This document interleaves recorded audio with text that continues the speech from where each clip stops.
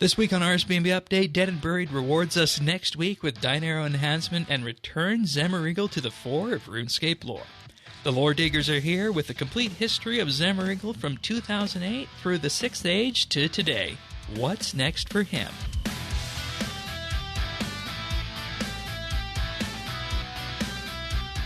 This is RSBANDB Update, episode 943, recorded Thursday, July 13th, 2023. I am amazing.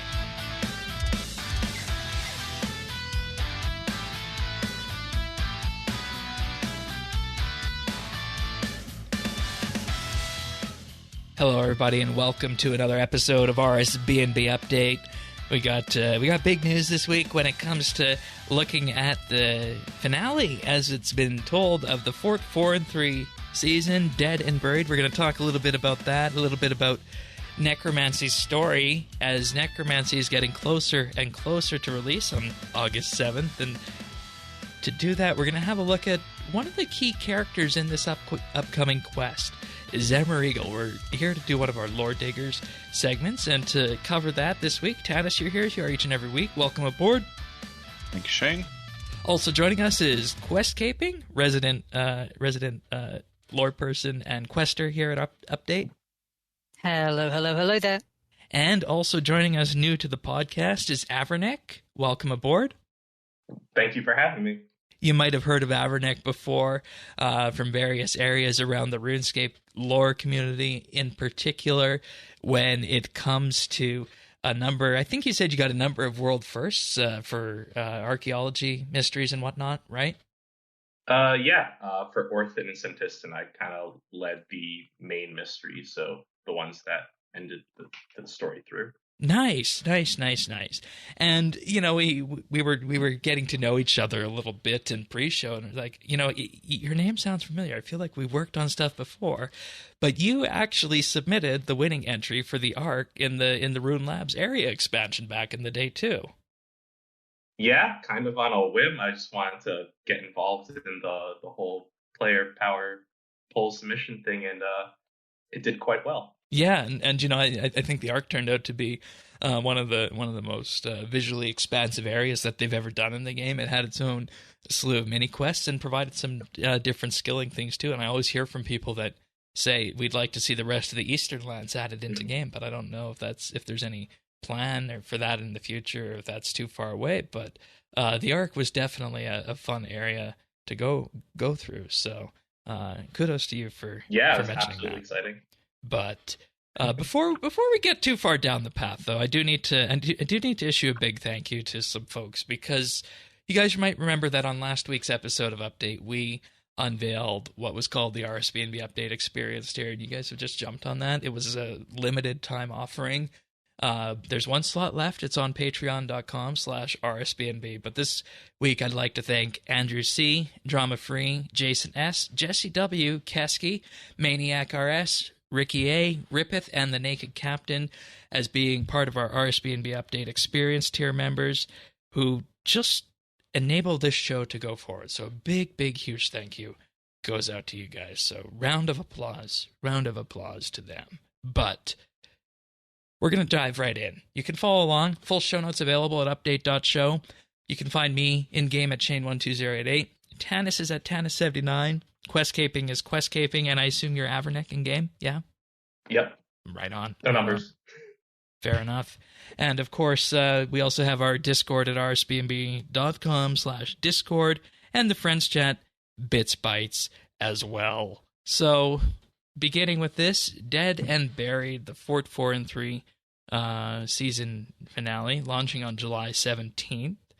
We're not going to go too far into what we're expecting from the lore on this quest. We're going to save that for next week. But we do want to talk a little bit briefly about one of the rewards for the quest that they unveiled this week, and that's the Ranger's Workroom, the final area expansion for the fort. How do you guys feel about this at first glance?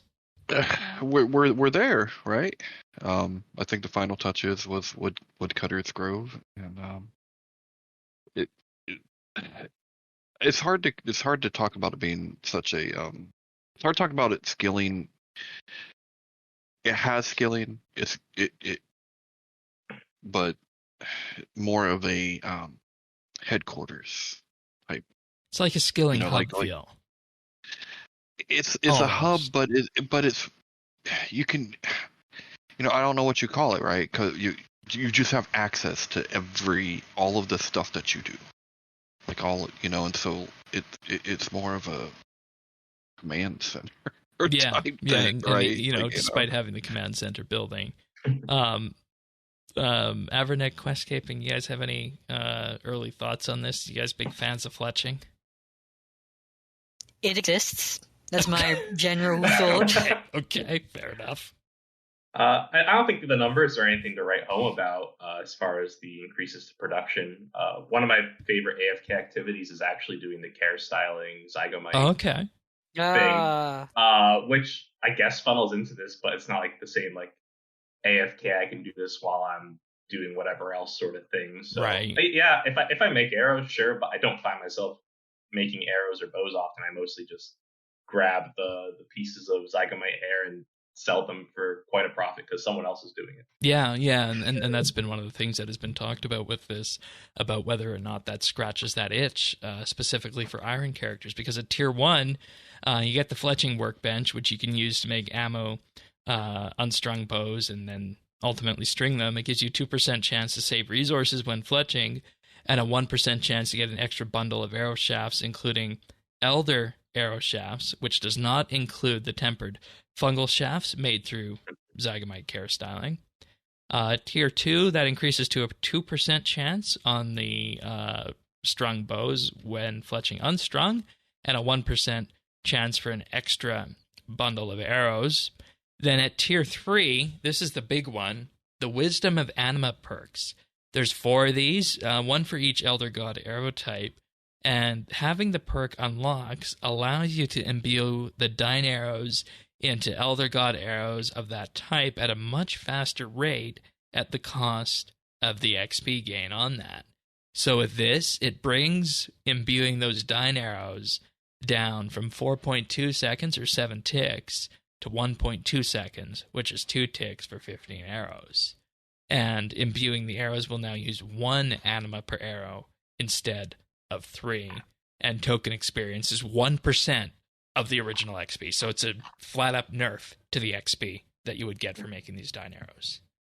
And I think the discussion, and I've been in contact with some of our Iron people like Iron Raxor and such about this, and they're on the fence about this, if this will make these Dine arrows something that they can use for their high-level ranged equipment, because, that was one of the huge concerns about the Iron Man mode of this, is that, we spend however many hours making all these Dine arrows, and then they just get sunk right away when you use them.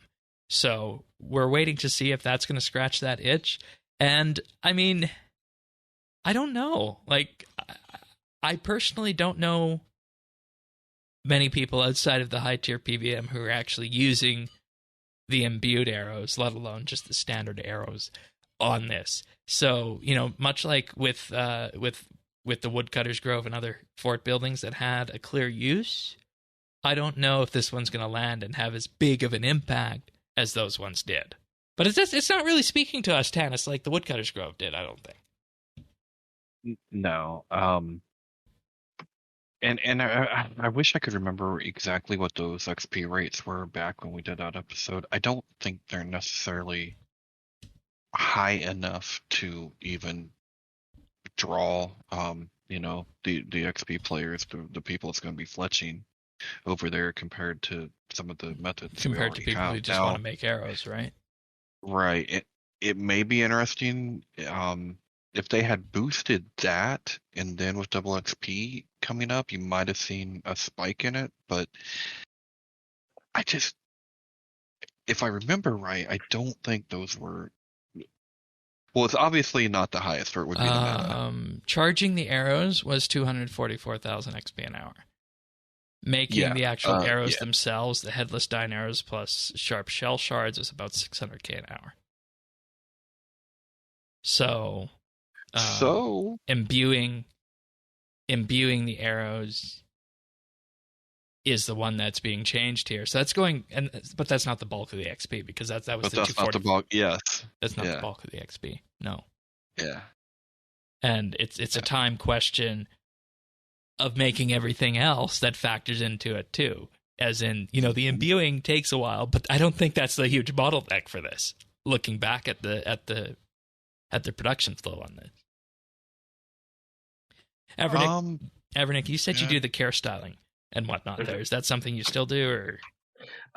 It's pretty much my default yak track activity for skill and kill, which I feel like this doesn't affect too much because I have to be there, not here. Yeah. I'm curious what this will do to the price of things. I felt like I've met like a couple dozen mil here or there, like doing a couple yak track tasks, so it was worthwhile-ish, especially because I'm going for like the pets or whatnot. But I'm curious what this does to the economy. Like, I get that there's a big Iron Man push for making the production of these arrows better, but there's also the main side of it, where does reducing the animal required per arrow drive the price down up something for the base components that aren't the anima? I don't know. Yeah, because from what I understand it, the anima that's the most difficult to get, and this makes sense because Croesus is the big anima, everything else can be farmed relatively easily. And the big arrows are being used on things like Ambassador, Glacier at high enrages, and hard mode Carapac. And I think that's the use cases for the big arrows. And you expand those out, maybe this has an impact on it, but maybe it doesn't. But I think the way to truly scratch this itch is to just have a balance pass again over everything at the accidental skilling update and see if it's where it needs to be a year later with the people who are using it. And maybe that's what'll come from this in some form of Ninja Strike later on. So, but in any case, more on that next week. I guess I should ask before we go on to this, or if we want to save this for the Zemouregal segment, are we happy with the length of this 4 and 3 season now that we see that this is concluding right before Necromancy? Because this was February to August here, or July? I think it works out, honestly. 6 months. Yeah, I do too. 6 months. Yeah, I think it's been a slow start, but I think it's been talked about a little bit that the Dead and Buried will be a requirement for some things going forward. So maybe not the end of the overall story, but like this first segment of this is where you establish your fort and make it like a mainstay in Mistal, and it feels pretty it feels like a part of the world. I don't think it even took that long to start feeling like a part of the world. No. Like by Murder on the Border, it felt like we belong here, but now it feels like we're facing our own little issues here and there. So we have something that's actually pretty established by this point. We have sort of a new identity as the player character. We're no longer the World Guardian, but instead we get to be the Duke/Duchess/Dux of 4 and 3, and that is something. It's a strong position within the world, and it's something we can start anew from, and it's something we can really go into the next storyline from. We have a really firm position now, and honestly, I think we're at a stage here that we weren't at the end of the Zamorakian Civil War arc, because that sort of shuffled around the pieces in the outside world, but we sort of remained the same. We were just an observer in that, pretty much. But here, we have an impact on this world. You remember when we were here to discuss, it was either Murder on the Border, the one before that, Questscaping. We said that the quest was good from a structural standpoint, but my main criticism of it is that it didn't move the storyline forward. Yes, that would have been Murder on the Border. That was just a familiarization with the characters, I guess. Yeah. And here we are moving towards that. So definitely, and we can take what we've learned and move forward with it. Definitely looking forward to next week on that. Yeah. All right, Soul Die. Soul Die graphical rework prototypes are in the news post this week of what they're going to be going with. It doesn't burn your eyes out. It's not just a simple green reskin of the Aurora Winter Die anymore. They're still working on what to do behind the scenes to plug everything in. on this, and they expect to release the updated version of this die on July 17th, and as such, they're also extending Parcels from the Dead by 1 week to July 24th, so people can get more of those last wills and have more chances at getting the soul die. What do you guys think of what we have here in the news post for the variant they went with? It looks cooler. I feel like it's less soul die-y and more of more traditional dark. die. Yeah, it actually kind of like removes a lot of color from the armor, which looks pretty cool. I'm not gonna say that I'm gonna own one anytime soon. I'm not really a player that has a lot of tier 90, tier 92 equipment that I'm dying all the time. But if I happen to get one, that'd be pretty cool. Yeah, and I mean, for like, I love green, and it was a question for me about, what would this be used on, and is it worth using it on the die, or is it just, worth investing in, dare I say it, PVM gear on that. We'll see how this looks when we start getting more screenshots in game, but I have to say I'm a fan of what we have now compared to where we landed, and we'll have to, of course, wait and see what the wider die discussion is going to be, as we talked about a couple weeks back with Stormy on that, in terms of what that does for clue scrolls and whatnot. But I feel like we can tick this one off the list, that graphical changes have been made and done with this, and it works. And Tanis, I don't think I asked you this when Soul Die came out. Looking at these GIFs here on the news post, what does this do for you with the current color blindness stuff? You're looking at this. It doesn't do much. I'm green blue colorblind, so I don't. To me, you can't blue. see much. Okay, you can't see the difference between green and blue. No, but but it's funny because I was thinking the same thing with the updated, because I can tell the updated image, and I think it does look more like a traditional die, which actually I was thinking makes that discussion that we had all the more pertinent, right? Because when it's not that blazing saddles freaking scorch your eyes out green, it's easier to be like, but now when it's more in line with a traditional die, you're going, okay, we definitely had it was a good discussion to have, because it's legit. Yeah. I don't like vibe's a little better now, eh? Yeah. Like, I don't know if I want to use this, what I would use it on. Cause, going back a few weeks, remember I got one of these from my general last wills that I got in game. So, of course. it's a question of use it or sell it at some point, but I don't know. We'll wait and see. On to patch notes for the week, and these are just general fixes. There's nothing really that's going to jump out at us in here, and even less so with the fact that abyssal beasts are now less likely to move around you when you're in combat with them. Woohoo. Which I think is good.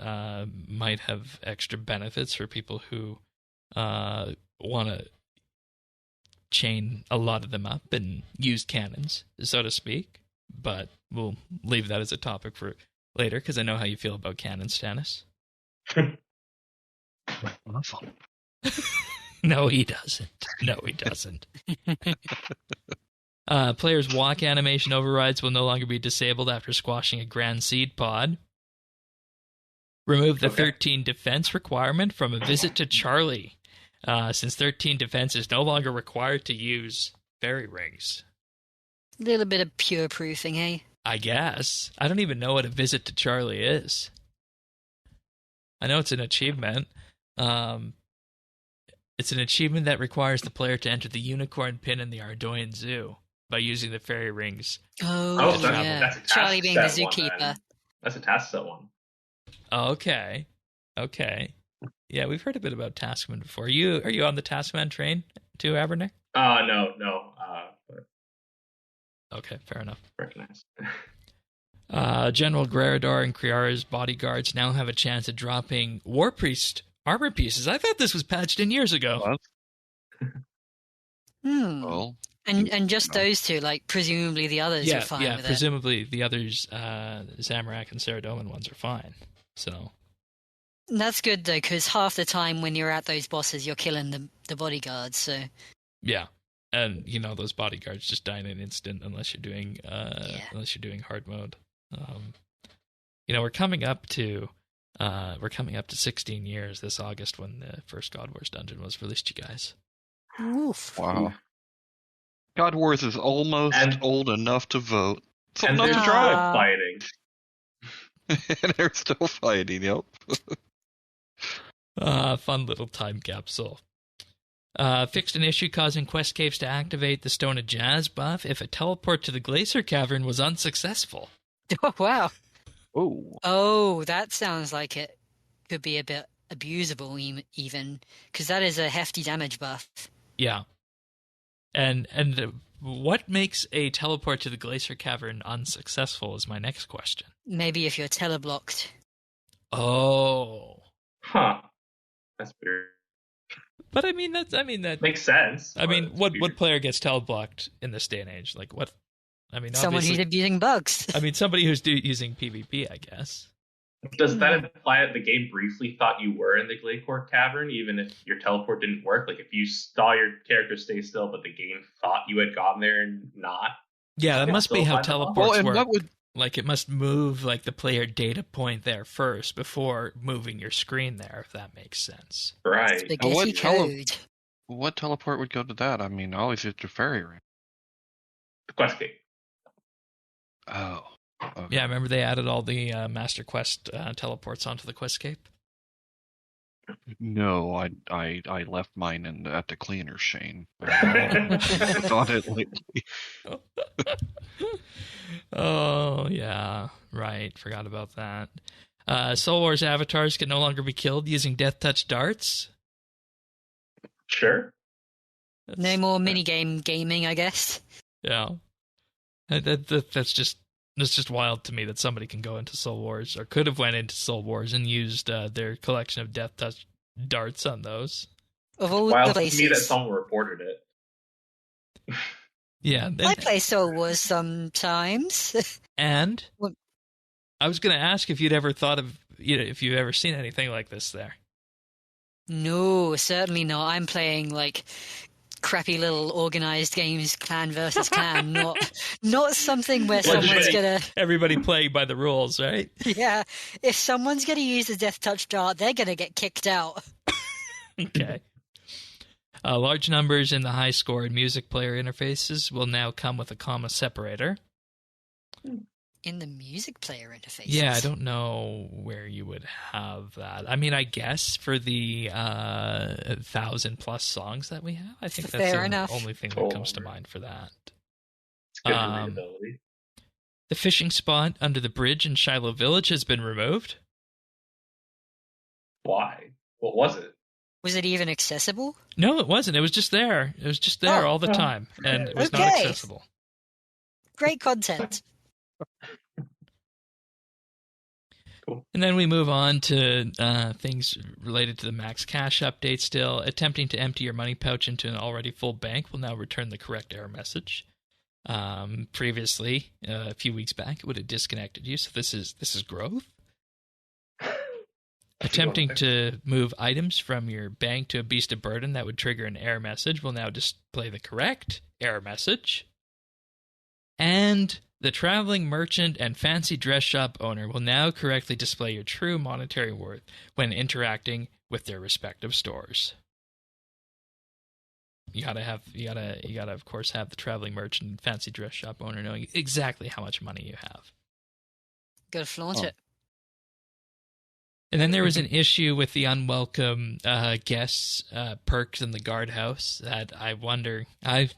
Speaking of bugs that were probably being abused, the execute chance for Slayer creatures was affecting certain bosses, and this has been corrected.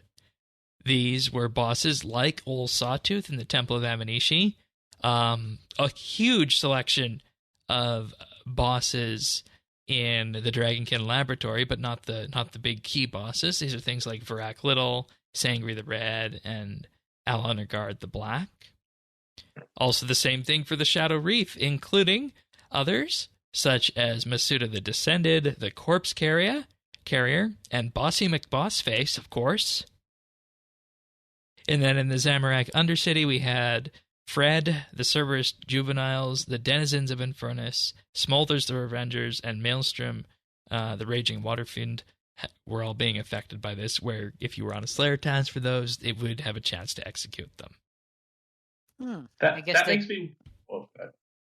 Probably weren't flagged correctly as bosses then, hey? Yeah, that's what I'm thinking.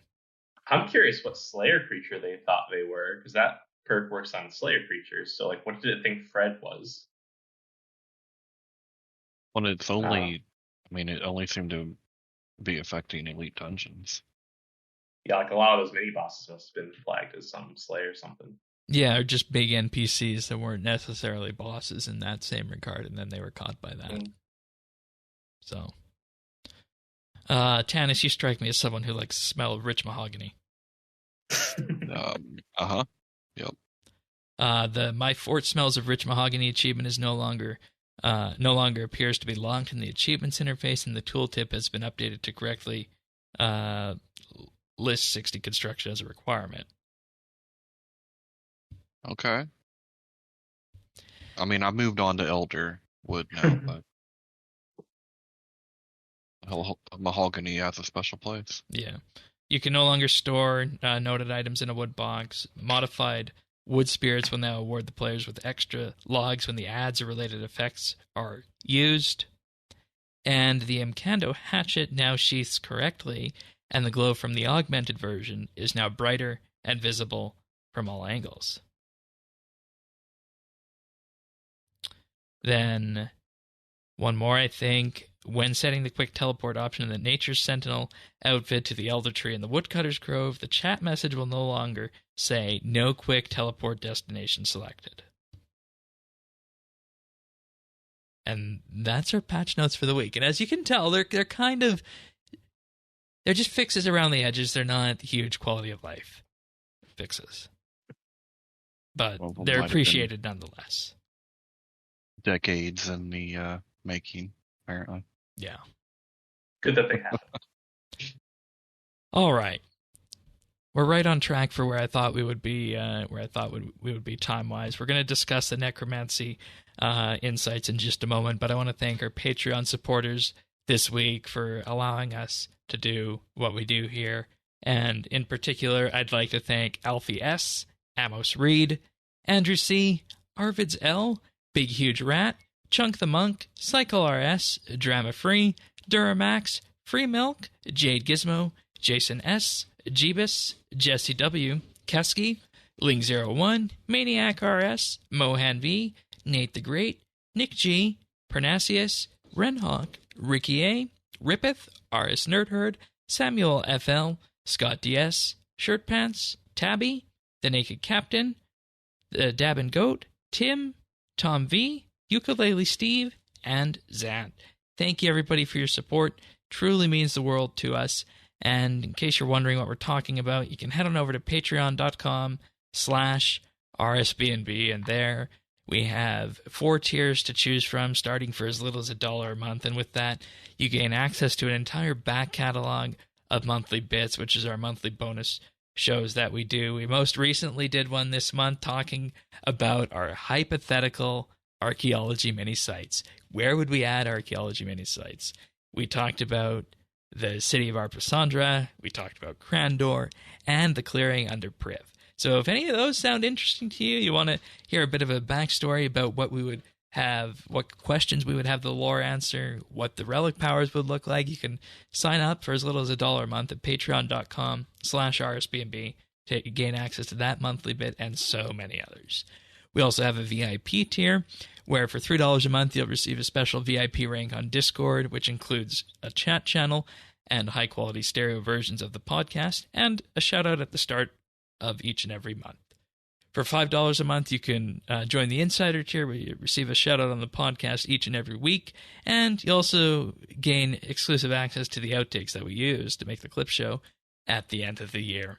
And we also, as I was mentioning, do have the RSBANB update experienced here. There's only one slot left there of that, and that shows you're a premier RSBANB update supporter. You get an enhanced shout out, and you get some other little things like quarterly mailouts as well. So if any of this sounds interesting to you, just check us out at patreon.com/RSBANB. Thanks so much, everyone. It means the world to us. All right. How did you guys feel today when you saw that there's actually going to be a substantial story element to Necromancy, and we learned a little bit more about it?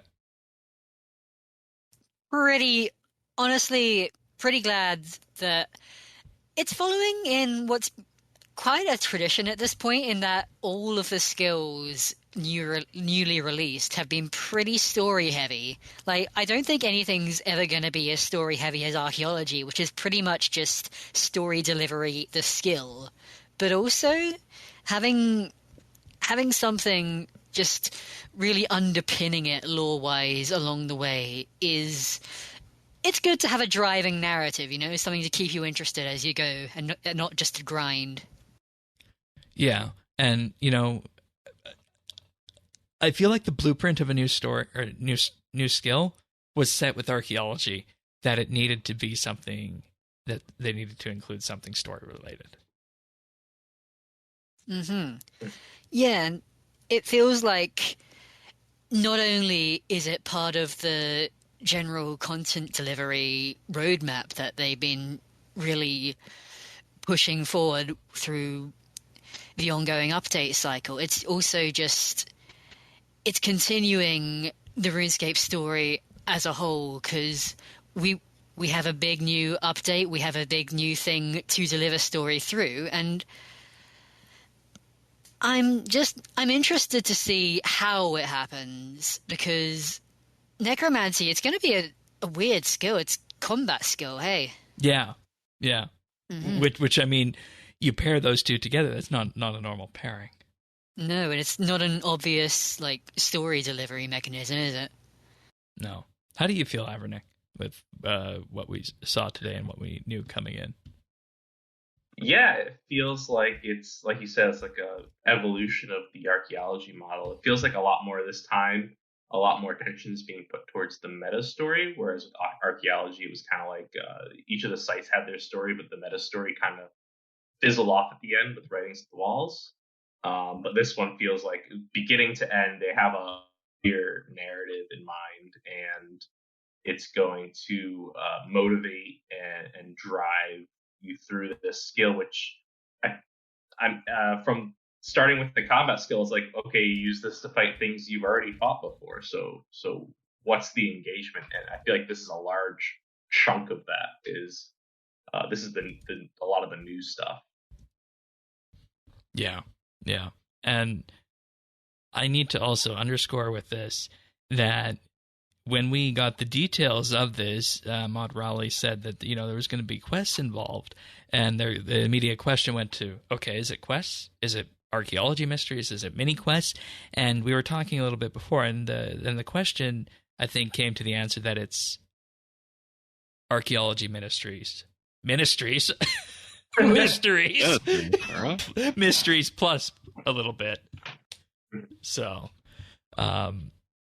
and I'm wondering what the requirements are going to be on this, if we're going to be in a kind of a situation where we were with archaeology, where we weren't able to kind of go through all of them until we, reach sufficient level, and if that's going to put a damper on covering that on the show. Because you remember, we really didn't get to dive into the story until about a month after the fact with archaeology here. So, I think that'd be okay if they did the same thing with Necromancy. Or maybe we're in a Fight Club situation, hey? Oh, you just had to mention Menaphos, didn't you? It's similar. I think these quests are doing a couple of things as well, right? Like, I think they've talked about how the first couple are more tutorials, so there's that element to it, and the later ones are probably introducing the bosses, so there's it is story, but I feel like it's also like a metric of progression through the skill, like secondary to the skill level. Your little milestones. What quest are you on is what you can do in the skill. Yeah, milestones. Because they did say that, some of these quests will just unlock your weapon for you. So I'm wondering if these are going to be you go in and you do this quest. This is your tutorial, and away you go. And then that accomplishes, or that knocks out, just 2 or 3 of the quests along the way, right? At that early levels. Yeah. So. Yeah, the expectation can't be 9. They're 9 quests in service of a skill, right? Yeah. So it's not going to be, like 9, say, Fort 4 and 3 level quests, probably. It's just going to be like 9 archaeology mysteries plus a little bit around the edges. That's probably the best way. Tempered expectations. Yeah, that's probably the best way of looking at it. And I love that you said that, because I think setting the expectations right is what's going to make or break this for the entire community. Mm-hmm. So. Absolutely. Yeah. I mean, I think in my mind, I'm going around like the ARC committee quests is kind of like my benchmark for like that. That kind of like introduces some content and has some story around it. And there's a lot dropped at once, right? Like, this is a big thing to remember, is there's a lot dropped at once. So how much development time went into each one? It's that kind of thing. Definitely substantial enough to be satisfying. Mm-hmm. I want to just quote from the news post here. So, and this underscores why I think it's going to be an interesting discussion. It says the story of necromancy runs through the core of the skill at every level, from skilling rituals that are crucial to return souls back to their rightful place in the city of to your growth in necromantic power that leads you to a final showdown with Raziel, the first necromancer. So it is really painting it as that story that starts at the beginning and goes with you throughout that entire venture to 120. Mm-hmm. And then we learned Go ahead, Questscaping. It certainly makes it appeal more to me as a quester, because for your PVM types, there will be unlocks that drive it forward, just reaching the ability to do certain things more. But reaching story milestones will help drive it for the players like me, who are more of a minority, but I appreciate the thought. Fair. Yeah. Go ahead, Everett. I was going to say, yeah, definitely more of like, makes it more of a 4-quadrant update, right? Appeal to everyone. And at this point, you kind of need that with all the skills. You couldn't necessarily just put out something and have a launch that looked like divination at this point. This is the moment. Yeah. You can't just have a skill anymore. They are that important. Mm-hmm. Like, ask yourself, how would we have seen divination differently if it had actually shipped with proper lore? How would we have seen invention differently if it would have shipped with proper lore? And, despite those first few days of it. and working XP rates and whatnot. Exactly. Well, and cannons. I think it's important with this because it's with introducing necromancy as a combat skill and as a thing in RS, this is like the world building around it, right? Like, they're doing it through quest, but they're really kind of giving it a foundation and a place so that it doesn't feel weird, or out of nowhere. Because in the end, it's a combat skill, like you said. People are gonna, they're gonna level it up regardless. But I just feel like this gives it a purpose. This is something that 2010 RS wouldn't have done. But it's actually thought out to be like, okay, we're dropping this. All of a sudden, the player can raise the dead. Huh. Yeah. We need to write some backstory to this. Yeah. Sanos, because it was you who was saying in the pre-show that the Elder God Wars, it made a significant point of saying we are now raising soldiers from the dead to fight this war, and that's really bad. Yeah. So we need some story here. Yeah. Yeah, it's almost playing catch up because with all those years of every other, and I had just combat skill, but it's just all that negative bias in the world. It's like, oh, necromancy's bad. We gotta figure out how we fit into that instead. So there's a lot of legwork to do. Bit of PR, Yeah, PR corrections. Then we also have the characters who appear in this in Necromancy, who are characters from other areas in the game, specifically Malignius Mortifier. Yes, he's a fun character to bring back because Throw he back. really is just a guy bopping about Port Sarim, making mushrooms occasionally. Right? Yeah. No, he feels good as a tutorial character, which seems like it. Mhm. And then He's Ted. also someone who's been there forever, hey? Yeah. Yeah. And then Ted. The skeleton. Definitely the goofy side of the skill, right? Yeah. Like, how many people are going to remember Ted and Crunchy from the front of the RuneScape page years ago? Wasn't it It was Tim and Crunchy? It was Tim and Crunchy. Yeah. Oh, right. Tim and Crunchy. So where's Ted from then? New, I think. Okay. Well, maybe a there's brother. maybe there's some relation there. But it's definitely going to be the brother or something like that. That's a very RuneScape thing to do. Yeah. Yeah. And then we're The T family, as opposed to like the Pete family, hey? There's the ones with bodies. and then we are known as the Last Apprentice. Another It means title we to win. collect. That's a spoiler. And, with this, we start to learn about what this is going to be. We have to stop the last Necromancer. We knew that already. Death is going to have a very prominent role as well involved in all this, which, I mean, makes sense, right? Oh yeah. Mhm. It's death endorsed necromancy.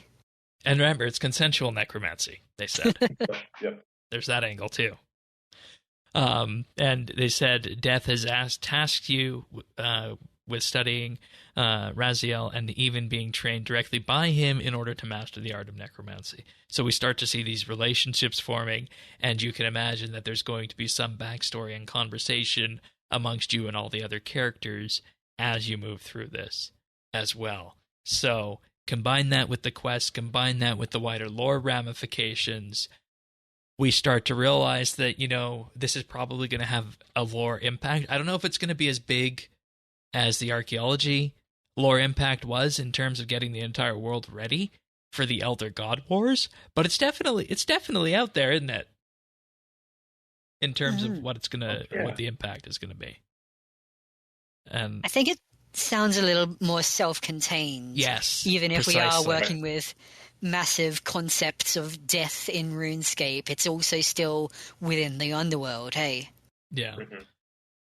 Yeah, it definitely seems like the backstory would be quite global and spanning across history, right? This guy's been around forever, but also I feel like a big goal of narrative in a skill is to contain it to the skill, so you don't have to rely on having done outside quests, or you don't have to rely on doing the skill to then then do other quests. So both self-contained, but also like ingrained in the world, because otherwise it won't feel right. It's a good balance, impactful and yet not too sprawling, hey? How do we feel about this in that it's approaching world-ending territory? Elder God Wars was like universe-ending, but how do we feel about this that, if our character is not successful, it'll be world-ending? And I mean, obviously, we know it's a game. The world can't end, right? So we're going to find a way there, but they bring us to the edge again. How do we feel about going that way? So I just made this comparison, and I think it works. It's like a Marvel movie, and this is like, oh boy, the movie about a specific character. This is Iron Man. Yes, you're always facing some kind of threat or whatever. Not the same though as a Thanos in an Endgame, right? Like it's just it's just taken to such a high extent when it comes to those kinds of end game and stuff like that, where the single little one-off character movies, same kind of thing, but you're not worried about the whole half of the universe population disappear, kind of thing. Yeah. And, the reason I asked this is I was discussing this with Sirion earlier, and he said, okay, so we're learning a little bit about the way we're going with this. Does it have to be raising these stakes again? I thought we were trying to get away from that to do more contained storylines in the game. I imagine to some people it could feel hypocritical, hey. Mhm. Exactly. Yeah, I think on one hand, like, Necromancy's been in development for a while, so it has maybe a year and a half ago, like, setting this as the goal was, like, made a bit more sense. Whereas, obviously, where we are currently in the 4.3 stuff, it's not so much there. But also, I feel like this is all launching on one day. So, yeah, it's raising the stakes, but also it's dealing with the stakes in the same day, despite whenever you get to it. So it's not like it's like leading you on that it's going to get bigger and bigger and bigger. It's start and end. So yeah, obviously nothing's going to change while you're doing this content. 'Cause all of it's out. Yeah, no, I mean, and think about this, like, okay, yeah, self-contained, smaller stories, and we were getting that with Quest. I was expecting that with Quest. 4 and 3 is a good example of that. But this is a new skill. This is about as big as it gets in RuneScape. And so, would we be happy if you introduced a new skill by telling a story about Varrock? I don't know. This Like, is your blowout. I feel like it was escalated because it needed to be. There's more gravitas with this. Yeah. And I mean, maybe at the end of the day, this is the natural conclusion. It's going to be like the second half of that arc. Because remember, at the start of the year, they said this is going to be effectively a year-long story broken into 2 bits. The first bit is 4 and 3, and we obviously learned later that the second bit is Necromancy. And then after that, I'm wondering if we, change gears again and focus on a different part of the world and a different storyline angle. Because I feel like the pivot to Necromancy was pretty much written on the wall, like you were saying, Questscaping, since the Zekar front, pretty much, with their necro raising of the armies and such. So, I just can anyone have any ideas why did they leave the desert god of the dead out? Like they're just like, nope. Like he doesn't exist. I mean, did he get canceled? Maybe he'll be in it. I mean, I don't think anything in the suggested requirements for the skill they've put out has really indicated as much. But he is Death's big buddy, right? I mean, he's the other death god, and he's nothing to do with necromancy. I saw this great meme going about. The I consent, I don't. Just you as your world guardian palling up with this last necromancer, and Ixlaren's there saying, I don't. You gotta start sharing these lore memes. They're funny. See if I can find it. One more thing before we move on to Zemouregal. They talk about in the idea of classical necromancy is that it's raising the dead and controlling them to do their bidding. And they say, well, some necromancers do embody this variety. Necromancy is really about the movement and transfer of energy from one place to another, and this causes changes in the way energies form, similar to how magic channels through the elements to make heat or light. So with this, then, they say this is how we get necrotic energy, which, of course, is used through your main hand weapon, known as the Siphon. Of course, not to be confused with the Elder God artifact, the Siphon. Then there's underworld energy, which can be identified by its cyan or green color, and this is channeled through the conduit such as your spirit lantern. It's used then to conjure the denizens of the afterlife to aid you in battle. So there's the purple versus green cyan angle on this and what each of them symbolize going forward. So that's something we'll undoubtedly have etched into our minds as we move through the city of and through necromancy.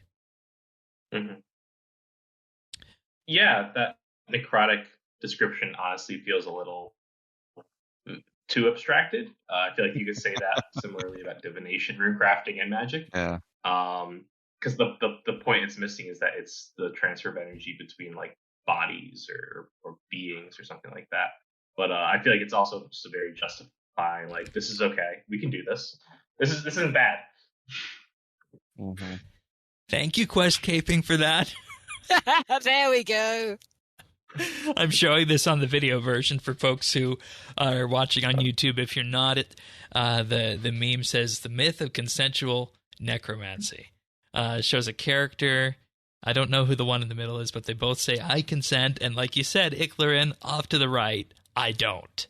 Is there somebody you forgot to ask?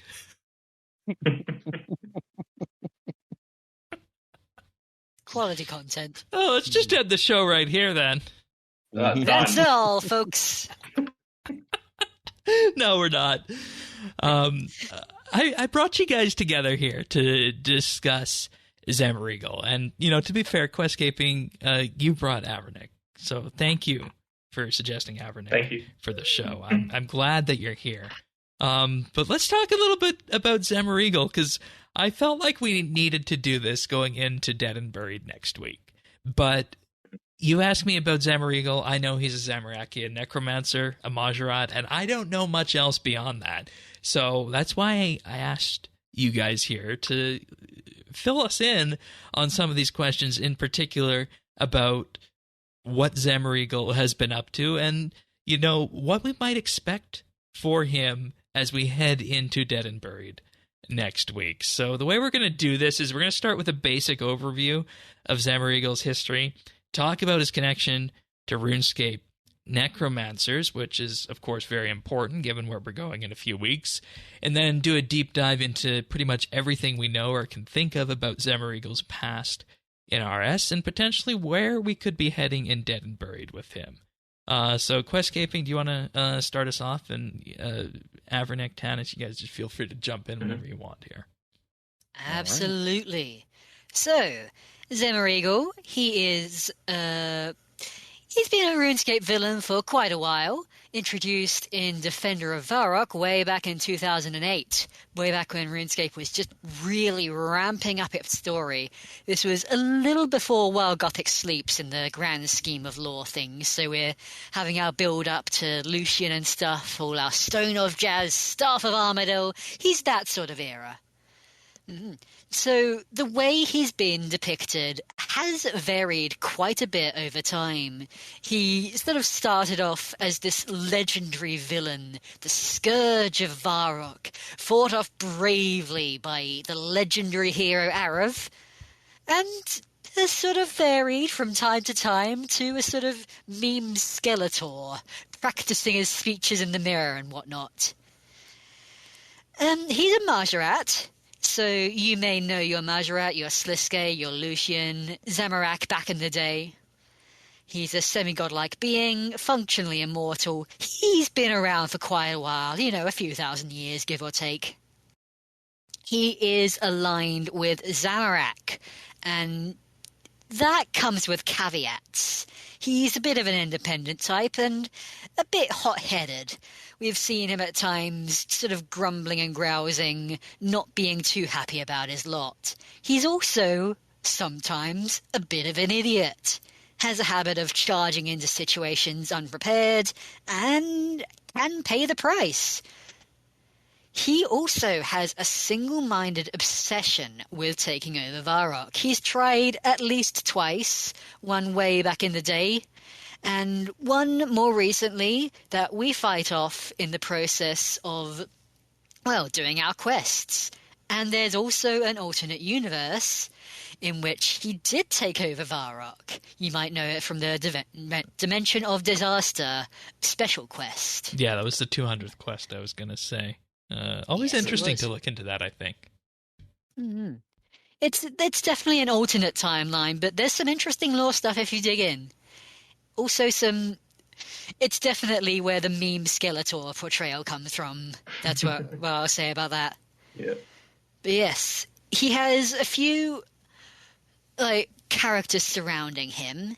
So he's got his long-suffering gargoyle minion named Sheriff Tick, which is quite a name. Hey, I always want to say Shark Teeth. Yeah, kind of looking at it, you're right. Shark Teeth is the way you would put that. That guy. I wouldn't try to pronounce it if I didn't have to. No, Yep. no. That one. The gargoyle, the rocky guy. All right. And he also has a long-standing enemy slash enslaved zombie for quite a while, who is Arav, hero of Varrock. You may recognize him from everyone's classic RuneScape quest you had to find a buddy for, Shield of Arav back in the day. And up until Ritual of the Marjarat, he was held in Zemouregal's service. This is no longer the case. Arav has well and truly crumbled to dust. He had quite the run in this series of quests, so he's probably out of the picture in this day and age. Any questions so far? No, I think that's important to lay all this down, because what we've effectively gone through, I think, is a history of pre-Sixth Age quests dealing with Marjarat outside of the Zoroastrian side. Would you say that's a fair assessment on that? Absolutely, yeah. Because he comes from a side of lore that is not particularly Sixth Age, threatening the world, etc. Yeah. It's threatening one very specific city, and one we all grew up in as noobs, feeding the stray dogs to boot.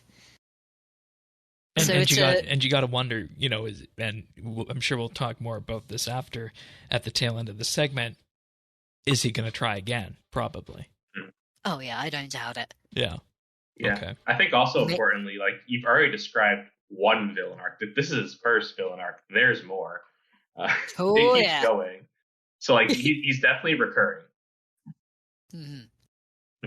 And now we're here in 2023. He's getting his time in the sun. I think it was foreshadowed, and was it foreshadowed, or was it explicitly told in that Succession cutscene? I don't remember if it was told that it was going to be Zemouregal there, or if it was just foreshadowed. If it was going to be Zemouregal specifically for Bryn 3? Yeah, for the villain. Yeah. I don't think specifically like him. I think just the whole rogues gallery was set up as who will you see next. Okay. And then we ended up with this one. Yeah, fair enough. And I think, like we said, the biggest thing to take out of this is the Zamorakian side of the Marjarat pre-Sixth Age that we've just outlined. And it's interesting when you put it all on the table, like you said, quest caving, it's a different angle than the Zoroastrian stuff, right? Whereas the Zoroastrian stuff, I feel, was more shadowy behind the scenes, focused on the ritual. You said he has had his own specific focus of taking over Varrock here in numerous incarnations. Yeah. Zemouregal doesn't really work from the shadows. Zemouregal is he's very open about what he's up to. He's barefaced. You generally can tell he's got a big old army of zombies with him. It's big military forces as opposed to like working from the Shadow Realm, perhaps. All right. So then where do we go from there is my next question on this, because I feel like we've covered pre-Sixth Age here.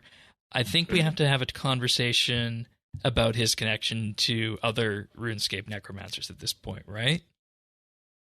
Okay. Because Zemouregal's approach to necromancy, we have quite a few Marjarat necromancers, Sliske being like the other prominent one, but Sliske's thing is whites, which is more a case of having specific notable beings who are really, really powerful, like the Barrows brothers.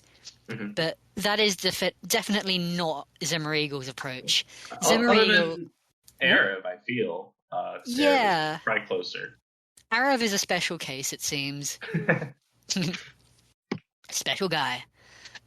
Yeah, Zemouregal's approach is more just absolute hordes of armored zombies and completely brainless, brain dead.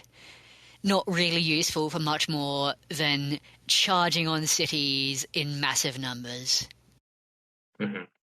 And you can train on them en masse. Remember the old armored zombies training back in the day, eh?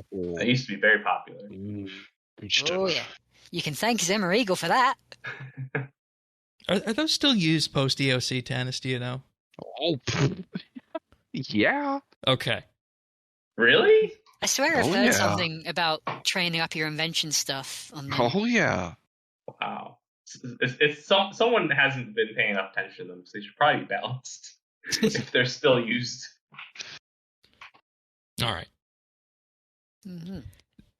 So it also happens to have been mentioned way back in Azanadra's quest back in 2021 that Zemouregal uses a black stone for necromancy. I think we've actually seen it too in Ritual of Majra. I think we stole it in Curse of Arav. Something like that. I think we break it in Ritual of Majra. That's how we that's the one, loosen yeah. his control of arrows. Yes.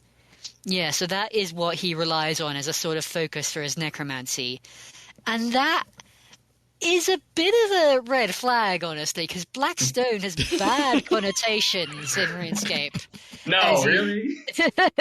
Okay, for the folks who aren't initiated and experienced with ED3 and everything, Curse of the Blackstone, why is it such a red flag?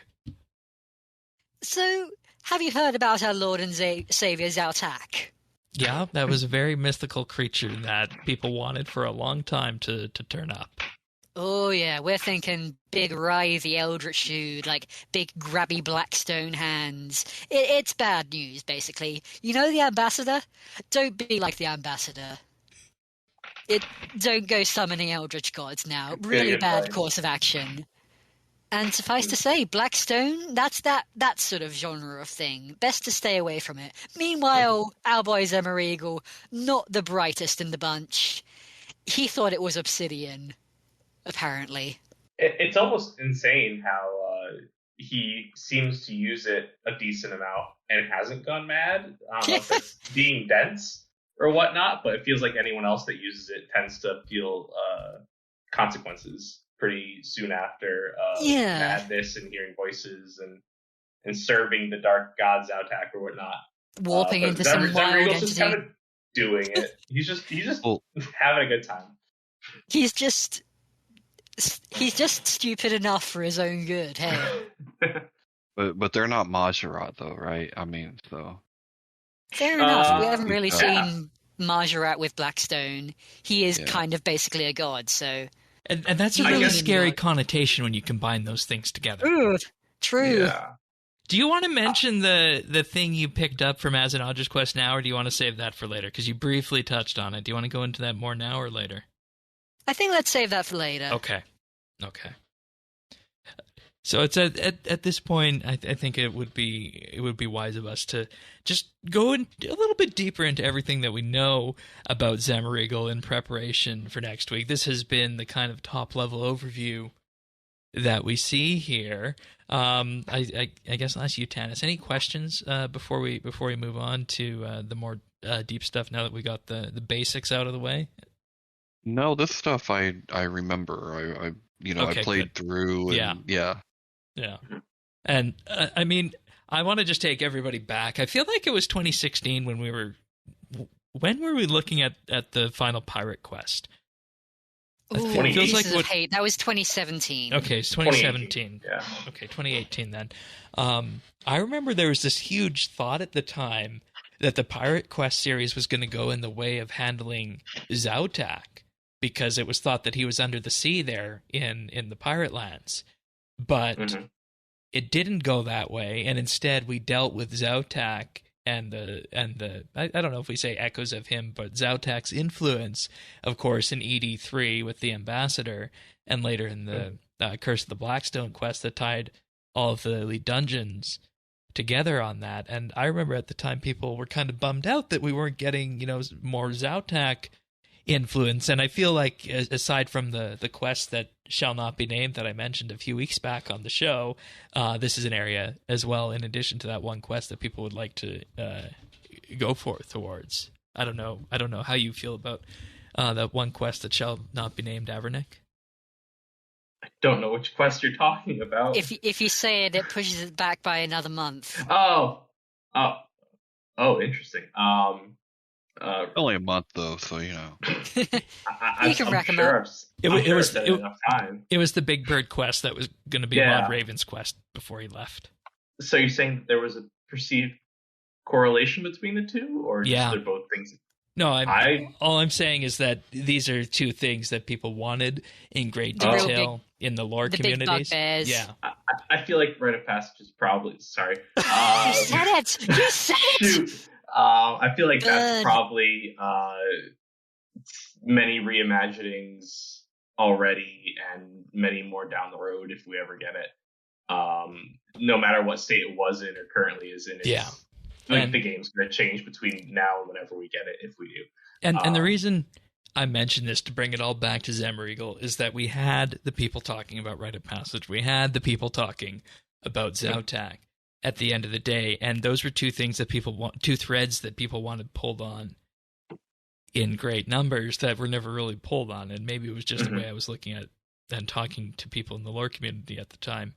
But now we're potentially looking at maybe pulling on some of those Zautak threads with Zemouregal, and we'll get into why that's the case. I think we're sort of dealing with different situations here, because Big Bird Quest, that's something specifically that kind of has to be its own area of lore. Like, we're talking about a different planet there entirely. Yeah, and that's not possible anymore. Its own season, yeah. Mm-hmm. But Zautak, you can sort of weave carefully into other bits of lore. Like, you got Pieces of Hate, you've got this big spooky black hand just really popping out of the plug hole of the universe.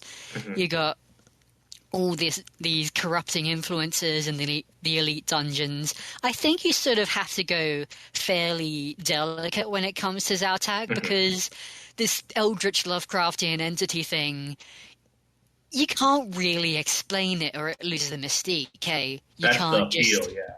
Yeah, you can't scientifically analyze what exactly is the deal with Zautak. That is the antithesis of an Eldritch being like this, eh? I think that Zautak is our new Zaros. I feel like 10 years ago, Zaros was that, and he got explained. And mystery gone. It's no longer this Eldritch being ethereal thing. So that's a good way of putting it, and I think that's why people like it. Yeah. Yeah. And now Shane can be into it without feeling too mainstream. Yeah, I feel like it's very, I agree, it's very popular in when's this happening next? Is this going to be what's next? I mean, we've got inklings of that with like Extinction with Erebus, and I feel like Necromancy might like touch on little bits of it, like not explicitly, but if you look around the examines and the areas and the environment, you could probably pick out things. I think it's a card to keep in the back pocket to play 5 to 10 years down the line. Like we just did Elder Gods, and this is very, very similar. Oh yeah. So this is definitely planet shattering. Yeah, this is the thing you weave into every 5th update every once in a while. You say, do you really think you can save them every once in a while? And eventually it pays off. Like Rodham paid off or something like that. It's got to be done. You're right. It's very delicate though. But probably eventually, because it is popular. All right. Where do we want to start with this one, Questscaping, in terms of the deep dive into everything Zemouregal before we culminate in where we're going to go in Dead and Buried? Well, let's start at the beginning, because we actually know how Zemouregal was born. Which is weird for an RS character when you put it that way. Especially one so old. Yes, so Margaret reproduction lore. They have the ritual of innovation over in Frenescape, because when a mummy Margaret and a daddy Margaret love each other very much, they go and surf some lava and then combine their energy and make a new Margaret, drawing power from an elder god. Something along those lines. Except in this case, Zemouregal, whose dad was also named Zemouregal, yeah, so his mother was badly hurt, and essentially he basically killed both his mother and his father on the way out. And there's a death stone, basically the mental last words of the Margaret who died. There's a death stone for Zemouregal Sr. there, thinking, man, I must have birthed a really powerful Margaret if he's killed both of us. And, well, that remains to be seen. He's definitely got a junior complex. All right. So Zemouregal also happens to have a couple of family relationships going on with the other Margaret. So our big bad while Gothic Sleep's villain, Lucian, he was actually Lucian's cousin. He also happens to be Moya's uncle. So that's a weird little relationship, given that Moya is now top dog in the Zamorakian faction. I wonder, that had to have been planned in terms of her accession there, in terms of where they were going with this, right? Hmm. The relationship? No, just to put her in the top dog position for Zamorakians presently, and then having this next chapter deal with Zemouregal in terms as a result of or because of their relationship, or in spite of their relationship, I guess. I wouldn't be surprised if they had thought that Zemouregal would be the villain first, and then tried to set up Legacy of Zamorak to like put the pieces into place, because that felt like a very like move everything where it needs to be for what we want to do next sort of story. I honestly think Moya is a better big bad than Zemouregal, because Zemouregal is a little bit parody at times, but Moya is the daughter of Lucian. She's sort of the nepo baby. She's got the nepotism behind her. Lucian's already been the big bad. Now we can get the daughter on the stage. I will also say that Zemouregal's family relationship with Moya is not the cuddliest. Like, Moya already has the deep, deep backstory angst of being the half-human Majorat, and she is not popular for that, and Zemouregal is no exception whatsoever. One of Azanatra's few failings is also thinking that Moya is an abomination. Yeah. His one unfriendly trait. Yeah, and I was going to say with that, we're definitely dealing with a very, dare I say it, a set of impure characters here who, in their own light, if they were each to have their own quest series, would not have necessarily been the chosen ones, and I think that makes it more interesting at the end of the day for where we're going here. Yeah, we can really play about with what these characters have going on. Yeah. Okay. So, Zemouregal, as with the other Majorat, he has a pretty standard history of growing up on Frenesque, came to Gielinor, brought there by Icthlarin, who may or may not be involved in necromancy somehow, you'd think, you'd hope.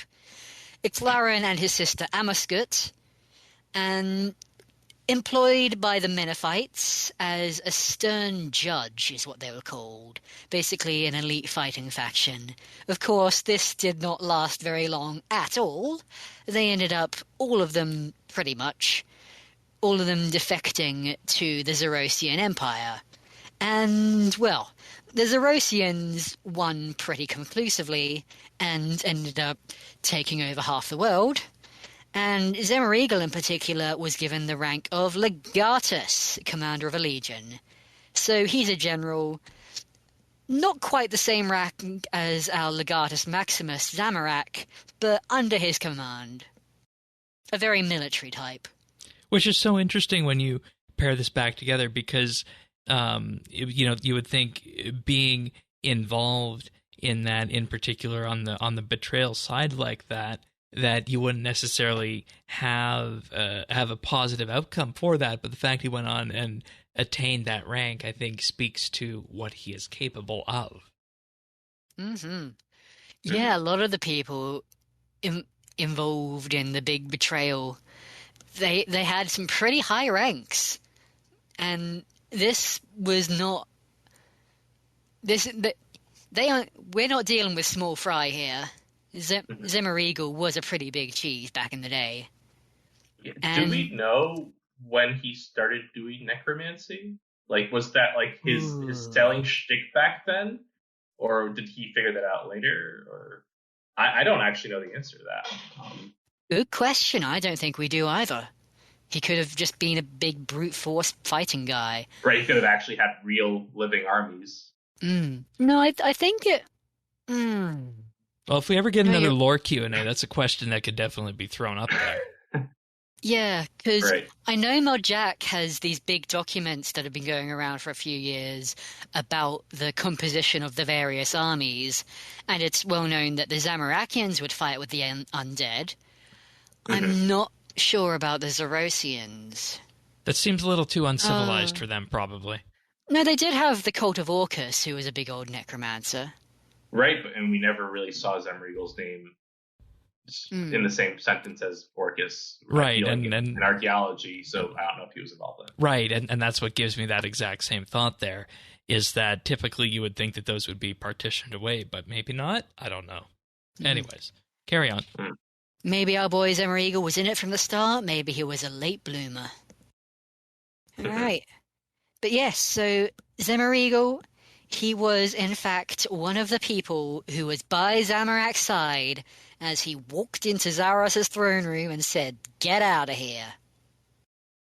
And yeah, Zaros did, in fact, get out of here with the help of the Staff of Armadyl right through him. And that's when Zamorak takes the throne, or rather runs away to Infernus for quite a few years in the first place. So Gielinor at that point was in this weird kind of state where the Zerosian army had... The Zerosian Empire had sort of fallen, but Zamorak himself was off dealing with some demon stuff on Infernus. And in the absence of all this was actually Zemouregal personally defining quite a bit of what came to be known as Zamorakian philosophy. Like, we all know him as the god of chaos, but there's actually law books going around saying that, no, that was kind of Zemouregal saying chaos is cool, hey guys, join in the bandwagon. So in a way, we're still experiencing the essence of Zamorak, even though he's gone, and potentially the way the path has gone would be the same way Zamorak would have charted things if he was still giving the orders from the top here, with Zemouregal doing the same sort of thing here. Mm-hmm. And it's at this point I ask, that's okay. We're okay with the way things have been going here, and it proves that you don't need gods to be the ones to carry the story forward, I think. Fair enough, yeah. As like the gods are essentially just the figureheads of factions, and it's the people involved in driving those factions that are the story that's interesting to focus on, hey? Exactly. So where do we go from here in terms of, I guess it would be the first attack on Varrock? Is that where we go from here? Yes. Now, it's a bit of a time skip. Zamorakianism has been more or less cohesive or complete chaos over the years, but at this point it seems to have been just Zemouregal personally leading an attack against Varrock, which he's not alone in. Lucian actually did so too at one point. And I seem to remember us getting some information about that, and I don't remember the quest names, but it was one of the first Lucian quests. Names just on the top of my head, I can't remember it right now. I feel like the Zemouregal attack, at least, was a lore and histories back in the day, was it not? There's this art on his wiki page of Zemouregal attacking Arav. In a very old 2008 Laws and Histories art style. And in a way, it's interesting because we're actually going forward to learn the history of this now, when a lot of this was just pre-depicted in website entries and stuff before, and you would bet that in the upcoming quests there's going to be a reference to maybe some of these things in the past, but we might just be providing the information to you guys right now to have the full lore context here. And it goes without saying that attack was unsuccessful because, hey, Varrock is still standing today. Woohoo! Yeah, but that's a great source. You're hitting the nail on the head. That's a great source of lore just to put. It's free real estate. Put the right in game. Exactly. Why let it go to waste? Yeah, like it'd just be so fun if they could say that and say this is the way it is and this is the way we interpreted it, and here's what Zemouregal has to say about this, circa whatever year we're in, right? So. Really sort of consolidate it, hey? Yeah, absolutely. Yeah, so Zemouregal's attack at the time, obviously unsuccessful.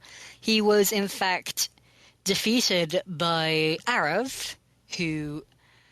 So the lore of this is that Arav had his big old shield, tossed it away to his grandson, who managed to repel the zombies successfully. But Arav, in particular, was, I think, killed? Well, I think it was, and made into a zombie. But his mind was preserved just so he could feel all the pain. As a little bit of a revenge thing, because Zemouregal, bit of a petty guy, you know. Yeah. Yeah. So that's how our boy Arav ends up under Zemouregal's control. Fun times. But we try again in Defender of Varrock, don't we? Yes, indeed. So the Defender of Varrock is, in fact, his first actual appearance. And he's building up his army of armored zombies. You actually track down his little base in the wilderness. Got a tracker guy to follow it, to lead you out there. And so this is where you meet Arav yourself and find out about how his mind is intact, and he can actually sort of deliberately reassert himself when Zemo's control is a bit less focused, when he's got a distraction going on. So that ends up very useful for later. Arav is actually on your side and can be even used for good if Zemouregal will stop paying attention long enough. Mm-hmm. There's also... I just want to say, I feel like this is, again, another sort of interesting thing that we saw leaned on in Extinction when it came to Carapax slightly wrestling control back from Jazz when he was enslaved by that. And obviously it's not the same mechanic that's involved there in the fact that we're not dealing with an Elder God doing it in this case, but it's definitely the same sort of storytelling mechanic going on. Yeah, that's an interesting tie-in. Like, the control is never absolute. Keep that strategy in mind going forward. Yeah. All right.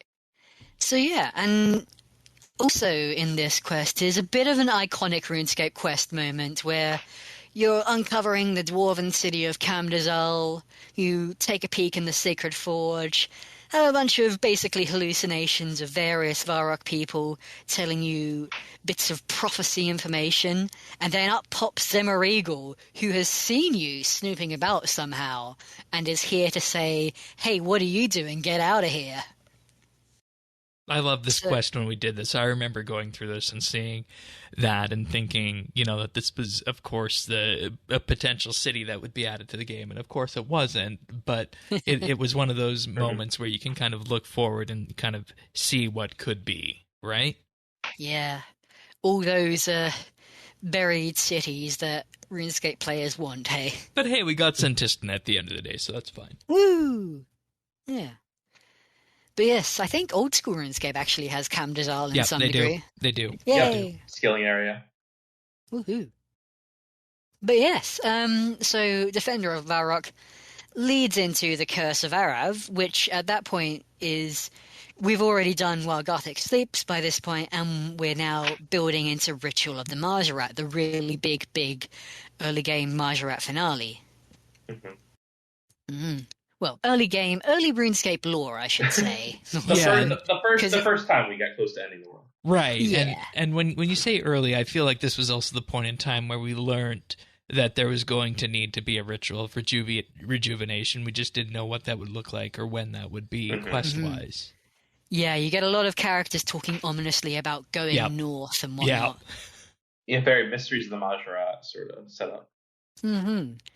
And it's really the point in the game at which Zaros is still a mystery, but the Majorat are also kind of still these mysterious legendary figures, and you can meet them from time to time, but it's always this big dramatic showdown.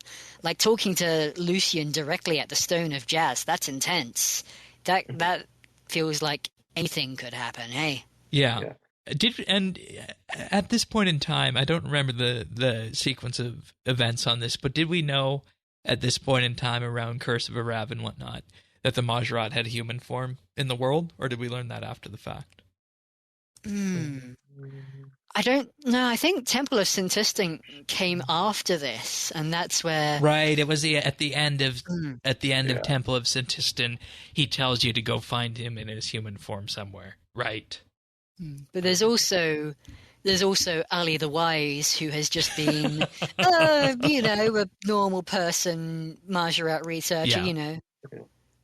I'm curious how you guys feel about Zemouregal in this point in time, like leading up to Ritual Majorat, Curse of Fire type period, where we know a lot of Majorat. Do we feel like Zemouregal was ranking among the strongest of them, the weakest of them? Obviously, his reputation since then has become a little bit comedic, but at the time, did he feel like more of a threat? I think it's safe to say he was no Lucian, but he was up there, and I don't think we really had many that we directly experienced. Like, there was Anakra's Lament, where we basically free Anakra and Akthanikos from being stuck in the desert for thousands of years, and those guys have been pretty weak. Yeah. Meanwhile, I was just going to say, going back in time to when this came out, obviously we knew Azanadra from Desert Treasure. Haziel was obvious at that time. And I feel like those were the big ones. And if I go back in terms of what I remember and what I think, I didn't at that point in time, and this might be a different way of looking at it, Zemouregal did not top that list. Others like Azanadra, Khazard, Haziel did for me. I will say that a lot of the Majorat that are present at this time are people who you have actively had to free. Yep. Like, they were okay, so maybe that's why. Up. Maybe that's why I feel that way. The fact that he was roaming the world and doing his own thing and wasn't really causing too much of a ruckus, except that one time in Varrock. Yeah. That one doing time in Varrock. It is. We don't talk about that time. But otherwise, he's like, yeah, you can let him do his thing in the wilderness. Yep, he's got his zombies. He's happy. Whatever he's doing. Wasn't worth imprisoning. Hey. So, the Curse of Arav, it's largely a quest about, there's all sorts of fun canopic jars stuff in order to get a mechanism to regain control of Arav once and for all.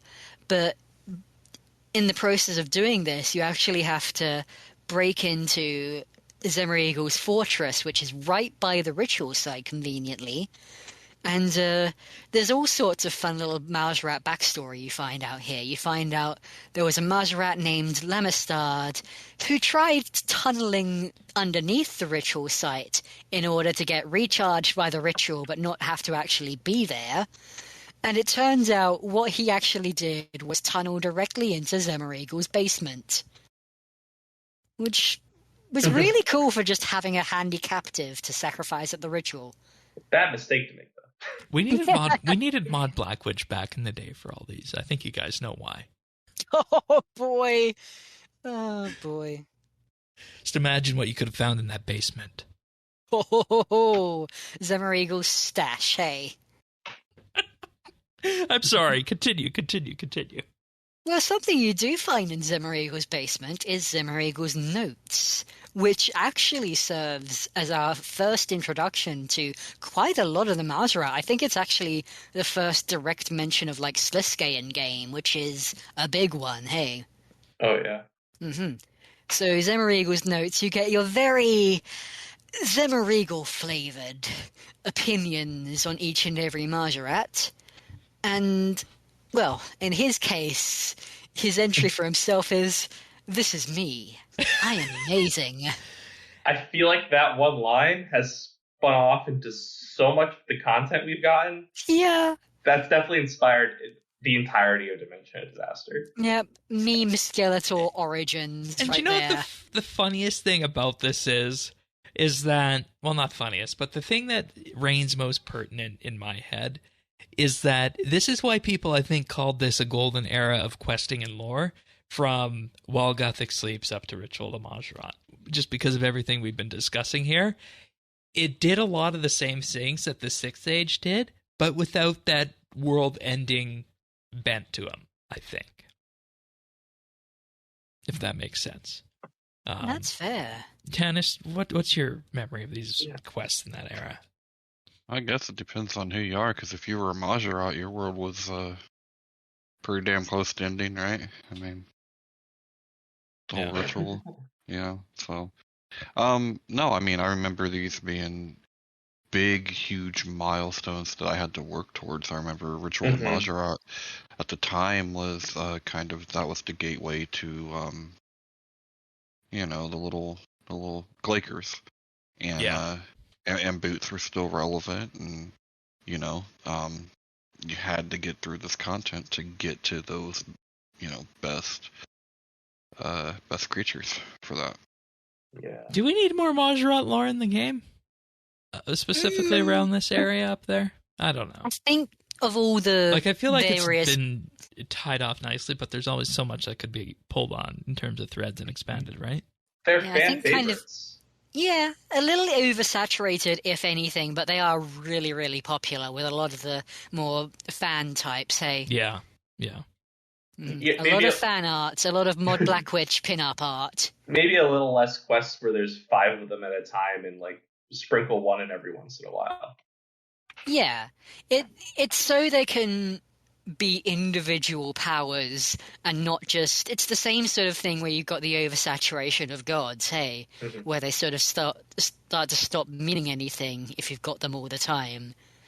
Let's operate on a lower level of power so that these characters are at a near godhood level of power, and that has to mean something, hey? Yeah, and they're straddling that edge between godhood and not too, which I think is important, because at the time you look to the likes of Saradomin and Guthix and Zamorak, and those were still seen as very, very powerful entities and very mystical in a way, that the Majorat seemed to be something that was powerful, but we didn't know how close they were to them, and I think that just furthers that interest. But I feel like we're letting our love of this history of Whoa. this history of lore around this time paint our perspectives on this. And do you guys want to move on to Ritual of the Majorat, or is there anything else in Zemouregal's basement we want to talk about right now?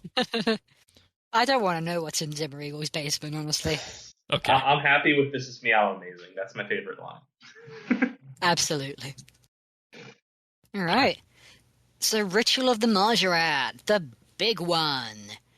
So, we have the big old confrontation of, every Majorat at the ritual marker. This is it. This is the moment. This is like 5 Majorat at once, and it's not just the normal thing. This is the culmination of a million different storylines into one. The quest requirements on this baby are massive.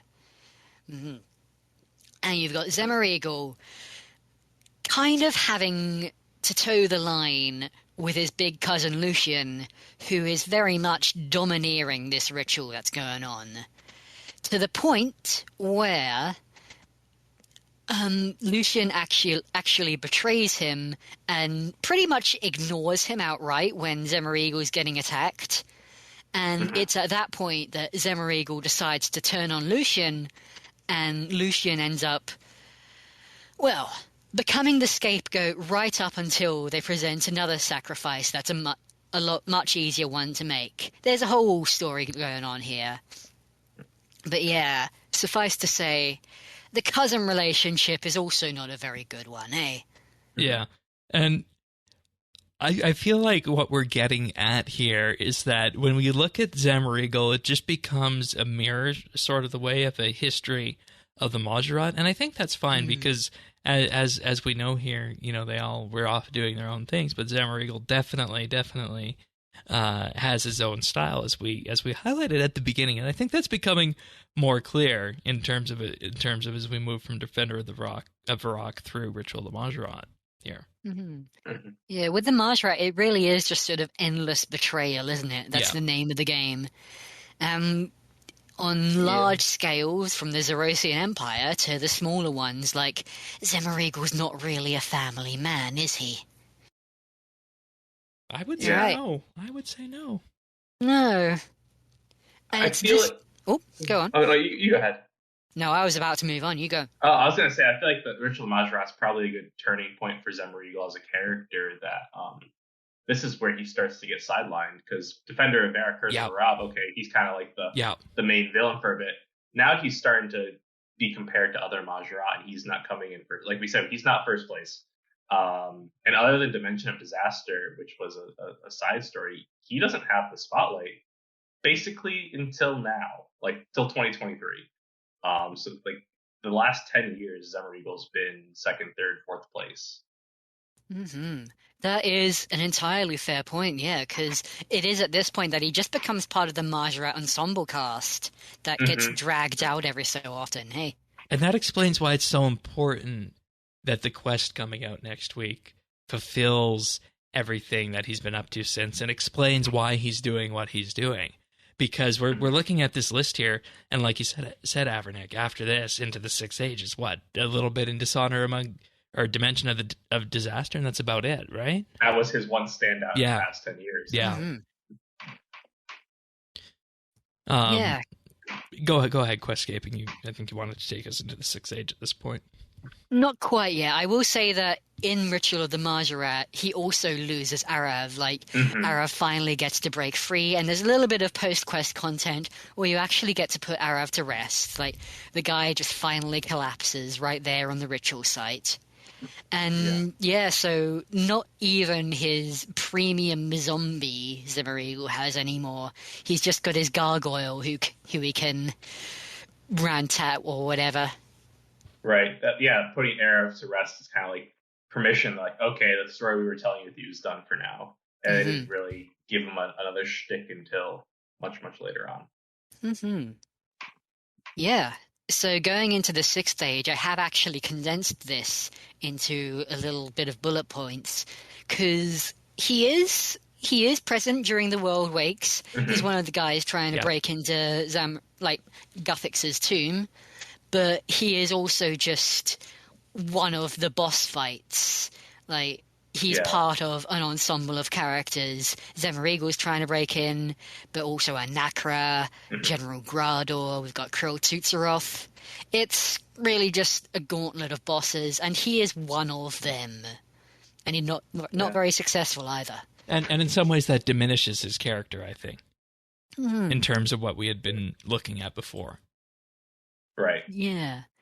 He's now fightable. Oh. Yeah. I was going to say, he's now fightable. Like, we can hold him off long enough. Like, this is his mortality shown through. You're certainly not going to be killing him. He's not a small enough character to be just a mini-boss who you kill once and for all. He persists after the boss fight, but, yeah, he's not particularly hard either. Now, he's also present at Sliskay's Grand Ascendancy, like Sliskay gathering together all the gods just to throw a big show. And he has an interesting point here in that the Majorat were not actually present at World Event 1, which was Saradomin and Zamorak blowing a big hole in Lumbridge together. And Zemouregal is pretty salty about this, actually. Like, this is the sort of stage where Zemouregal is genuinely sort of considering going off on his own. Of course, that doesn't happen. What does happen, in this quest at least, is that Zemouregal sort of bellows some sort of outrage, tries to break into the Grand Ascendancy, and gets slapped aside by one of the Barrows brothers. So that's really a Zemouregal moment there. And at this point, I can only imagine what it would feel like if you were a Zemouregal fan, throughout the pre-Sixth Age period, and see just, what this character has fallen to with that, right? I want to meet that one guy that's the Zemouregal fan. Like, that one holdout. I mean, I'm sure they exist. We got a very wide lore community in the game. Oh, yeah. So. Someone for everyone. Yeah. There's someone with that pin up on their wall. That is it. Oh boy, that is an interesting thing to point out. Though, like the comedic tone is starting to set in. It really is. At this point, the "This is me, I'm amazing" is really like coming to bite him in the butt. That one line. It really sets some things off. Now, Dishonor Among Thieves 2015. What we've got here is really a Zamorakian focus quest. We've got Zamorak sending a big old heist squad to go steal the Stone of Jazz. They wanted to be this to be like an Ocean's movie. Yeah, basically. And it is, I think pretty much every character involved gets a good showing here. Like, this is probably not so much a comedic Zemouregal moment. Like, he has his skills, as is part and parcel of being part of a heist crew, hey? Yeah. And you know what the sad part is? I don't remember what his role was in this quest. Oh, dear. I think he portaled away zombies while we were opening the vault. That was the entire role. Okay. We can see where that might go with the necromancy-related thing, then. That's interesting. He was combating Sliske's whites with portal. Yes, a little bit of portal magic, hey. I swear he also does that in Dimension of Disaster. Yeah. Portals. Something to keep in mind. Alright, speaking of Dimension of Disaster, that came out about a month later. And that, woof, I think it's definitely the most prominent piece of semi-recent Zemouregal content. Yeah. But wow. Yeah, so this is very much an alternate universe Zemouregal, and it's one who's successfully ruling Varrock, woohoo! But it's also a Zemouregal who has big goofy statues of himself doing finger guns. Right, and this is one thing I questioned at the time this came out, was whether or not it was okay for the character to go in this direction. And of course, it's an alternate universe, RuneScape's mirror universe, I guess you could say, in that regard. And the way I took this as a player at the time was just to have this quest be more of a thing for comic relief and celebrating the 200th quest. I think it's also worth noting that this was RuneScape's 200th quest, and it was a special quest, like the multi-part deal.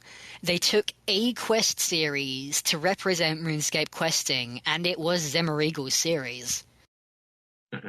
Which I think makes sense, because if you look at what RuneScape's iconic cities are, you have a choice between Varrock and Falador, right? Fair enough. I guess with Falador, you don't really have as many really notable characters. That would be the Temple Knights. You have Satifi, but you can't really do... Well, quest series centered around his park bench, eh? That you can sit on now. Hey! You can sit on him as well. Yep.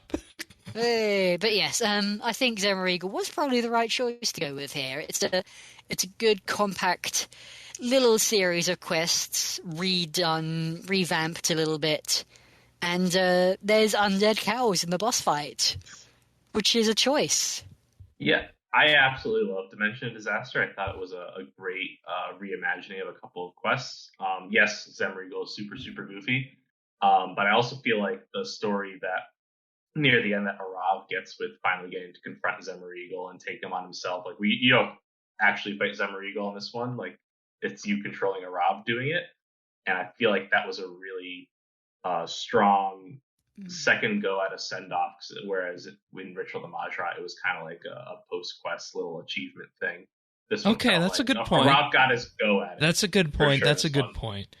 Because I was just thinking on this in terms of like the Zemouregal send-off. You mentioned that we probably didn't just had that at the end of Ritual of the Majra, whereas here we could, in Dimension of Disaster, got to dive a little bit deeper into it.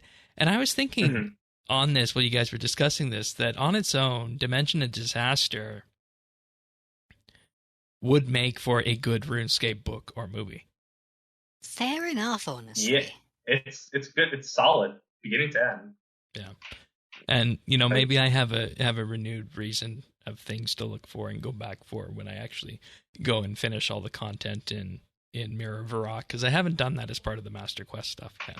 So. Oh boy, there's a lot of replaying to be done. Hey, I know. That's why you'll probably like it the first or second time you redo it. Yeah. After that, I know, and that's why I haven't gone back yet. Yeah, neither have I. Okay. Well, for now, our next quest along the list is Children of Ma. That was around the end of 2016 when you had this big old build-up to Sliske's Endgame, was our finale of the week.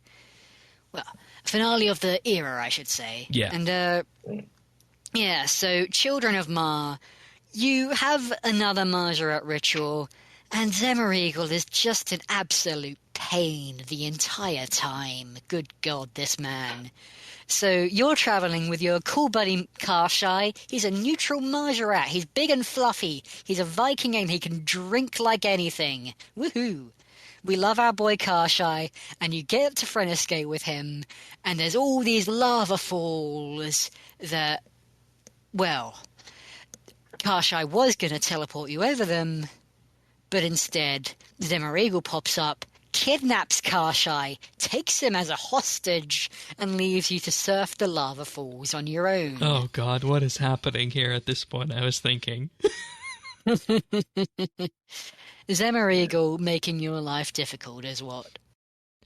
Yeah, and once again, not the impact that he had on story pre-Sixth Age, and this is the recurring trend. Mm-hmm. It's very plot device. Yeah, he's less big bad villain and more petty annoyance at this point. Which, when you look at everything pre-Sixth Age and what we talked about, is that doing justice for the character? I don't know. Mm-hmm. So yeah, forward by quite a bit at this point. We did kind of have a bit of a lore dead spot for a while after 2016 died down. A huge gap. Oh, yeah. Yeah. Quite a bit till Desperate Times. Yeah, to the point where we are, in fact, fast-forwarding to about 2021 by this point. And this is a car front Centistan. Like, wow. Elder God Wars Dungeon. Here we go. So, Zemouregal, long time no see, hello. He is there, holding his arms up really high and doing that big bad necromancy thing. The dance. The dance. We too can learn that dance. Oh boy, So, necromancy dance off. Is that the quest finale? Yeah, and the other question I had at this point, and I think I mentioned it to one of you guys when we were building the show here, is that wasn't there some questions when the Zekar front launched if what he was doing was healthy and was going to pose any problems in the future here with this?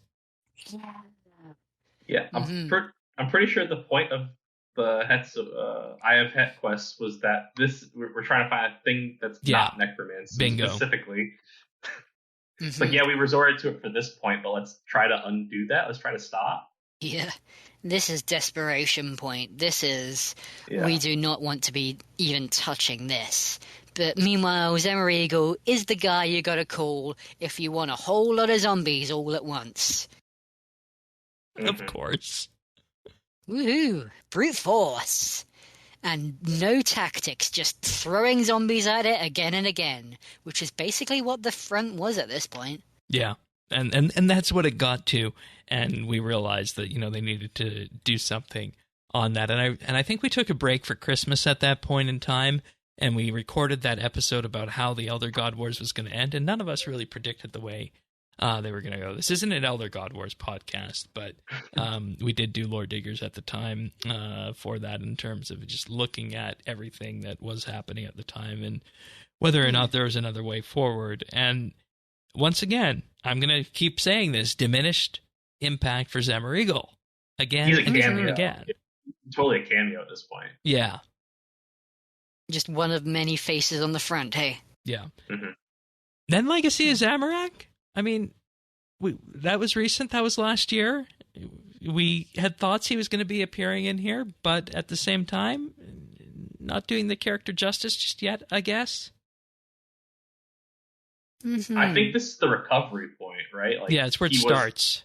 He was diminished to cameo, and now he's kind of like has speaking lines, and he's featured as as a prominent point of like the final cut scene where he is singled out and made more relevant by now being skeletal again. Like, it's putting him in a place where now in 2023 we can see, okay, they were trying to like put him in a spot where he can be important again.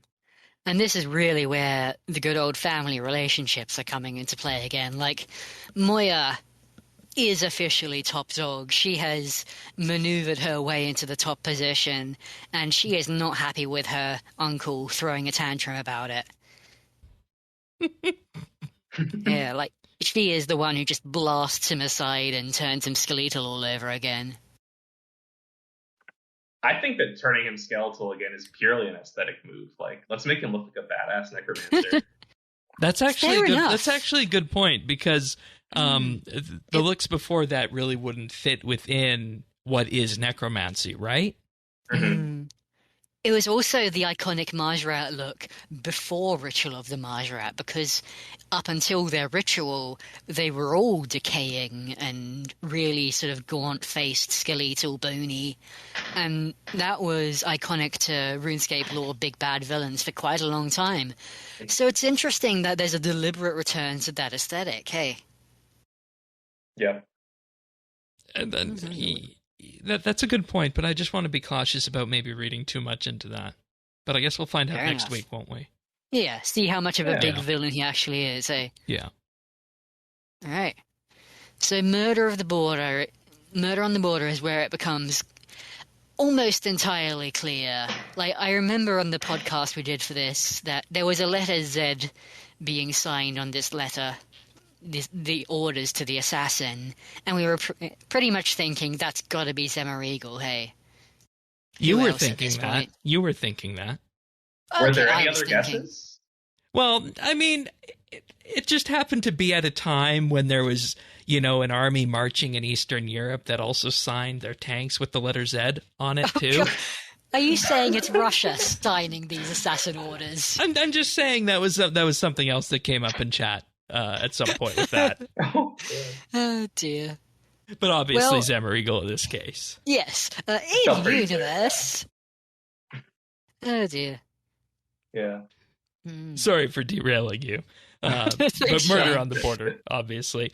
And was- I this go was back all to this over. where I feel like it was kind of foreshadowed in succession based on what we talked about with that quest. I don't know that you were available for that one, Questscaping. It might have been a scheduling thing, Oh, or yeah. you might have been away for that.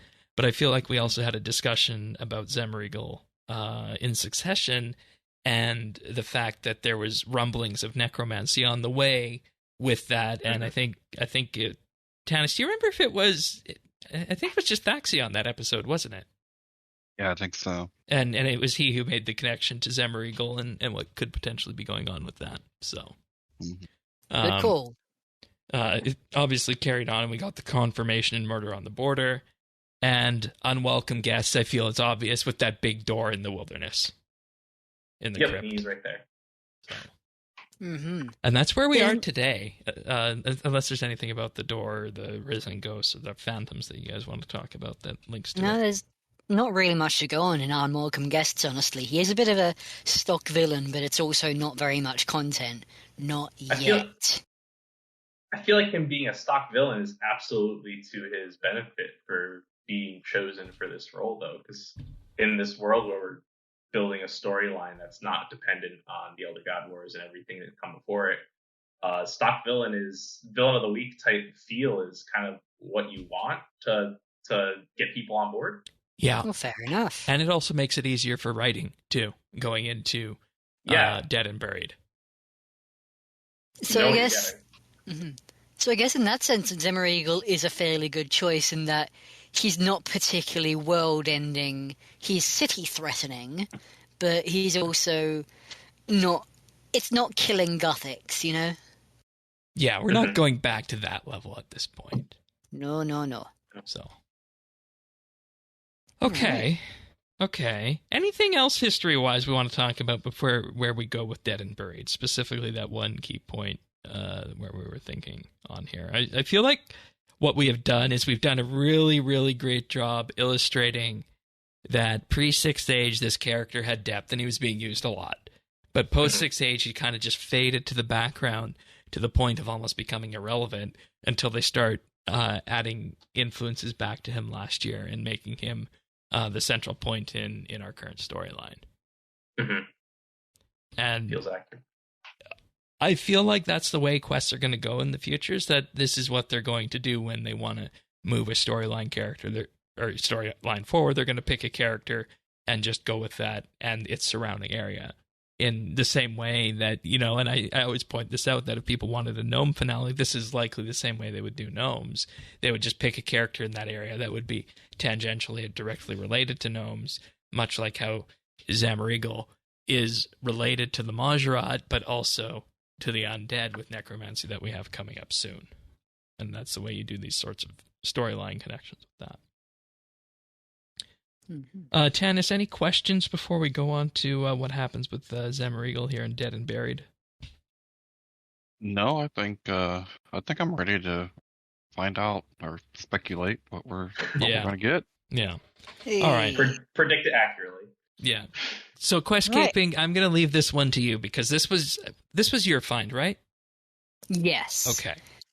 So I found in As an Adra's quest a rather interesting little line about Zemouregal using Blackstone for necromancy, and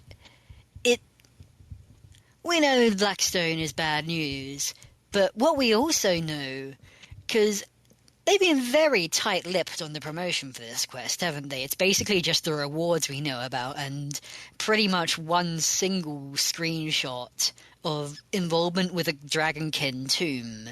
Yeah. That's what Zemouregal's found up in the wilderness. Mm-hmm. Okay. So I'm thinking the Dragonkin and Blackstone connections, yeah. Dragonkin plus Blackstone equals?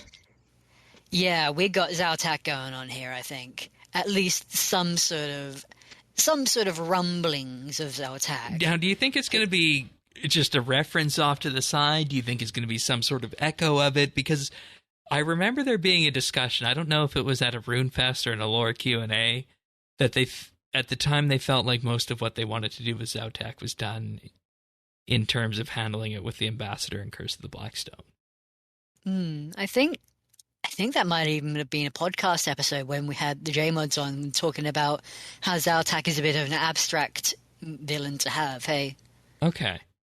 Yeah, but I think at the very least we have a Dragonkin tomb and we have Zemouregal, a character who uses Blackstone for necromancy completely obliviously and has stumbled across something that he is now using to summon up vast armies that you need an entire fort to deal with. And I'm thinking, so there's a few specific Dragonkin connections to Blackstone. We could be stumbling on something either associated with Karapak, who, for what it's worth, has kind of had his time. He's been a boss monster in the Elite Dungeons. He's had his story conclusion. And for what it's worth, if you go into the Elite Dungeons lore, he didn't mess with Blackstone very long. God Wars Dungeon, you mean? Or Elite Dungeon? Elite Dungeon. Okay. Because that's where his involvement with the Blackstone comes from. You see him messing about with Blackstone long enough to create the Blackstone Dragon, and then something happens which makes him regret everything, seal the dungeon up, and that's the state you discover it in. Karapak has basically disowned this entire line of research. So either we're looking at something Karapak has also sealed up, is my thinking, or is that what's behind the door? Could be. The other thing is potentially it's something to do with Kranon, who is the ambassador, and whose connection with the Blackstone is very much he decided to start messing with it. He continued messing with it. He did not stop. He ended up warping into this wild eldritch being. And if you've done ED3, you can see the sort of state he's in as the final boss. Yeah. He is not recognizable as a Dragonkin anymore. So he definitely has the strongest Blackstone connection out of any Dragonkin. So perhaps it is something somehow to do with him. Or perhaps there's some entirely different Blackstone connection going on here. Because personally, for me, I would prefer the idea of a second Dragonkin tomb, but I don't necessarily know that they would go down that path. Personally, for me, given the way the lore has been going, I think they're going to do something more tangential to the Blackstone connections, because I think they would be remiss if they didn't at that, because what you found in As an Audra's Quest is a very clear reference to necromancy on that, and maybe if it's not touched in this, maybe it will be touched in one of the necromancy quests or a piece of future lore. Those sorts of things do tend to happen in this game, where players keep talking about certain things and we will them into existence and whatnot. That happened with archaeology mysteries and the like. So and later with the Inquisition in the Sentistan site, right? So yeah. But no matter what, I think what we have here is there is a piece of foreshadowing in As an Audra's Quest that says that connects Zemouregal, Blackstone, and Necromancy. And yeah, we have some kind of Dragonkin involvement going on here, and whether that's something existing or something brand new, we will see. Avernick, which side are you on? Where do you think there's this a Zemouregal Blackstone connection? What could it be, or do you think something else on this? I have thought about this quite a bit. I feel like yes, the tomb probably has something to do with necromancy. I mean, we know where the game is going forward. And Dragonkin have done necromancy in the past. But my question then is, Zemouregal is good at necromancy, so what does he need from a tomb of maybe draconic necromancers, right? So is he trying to necromance dragons? Is that where it's going? Like, were they particularly good at that? Like if he needs something from a Dragonkin tomb, either it's like something like so deep necromancy that even Zemouregal doesn't know it, or it's something more specific along Dragonkin draconic lines. Oh, that's interesting.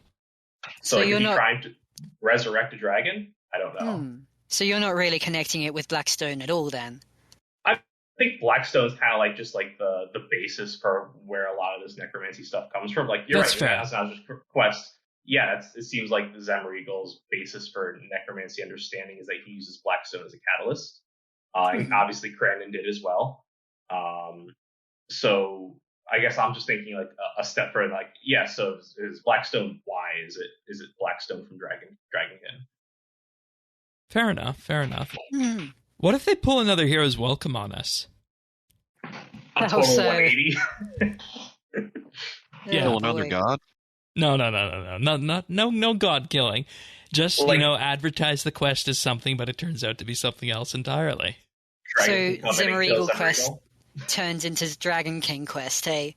Well, not necessarily Dragonkin. I feel like that's done, but it's advertised as Zemouregal, but it becomes our introduction to necromancy, saying, effectively saying, hey, in 2 weeks you got to pick up these threads right here. Yeah, I don't think Dragon can appear in the quest. I feel like that's kind of like jumping the gun for the storyline. Just sort of the setting, hey? Yeah, the setting probably. That sort of thing. I'm curious what this crypt is going to be like, because is it going to be like a really small area that we're in for 10 minutes, or is it going to be like a dungeon that we like the quest for 2012 where we were in a cave the entire time, is like this big sprawling puzzle thing? It's been a while since we've had a puzzle quest.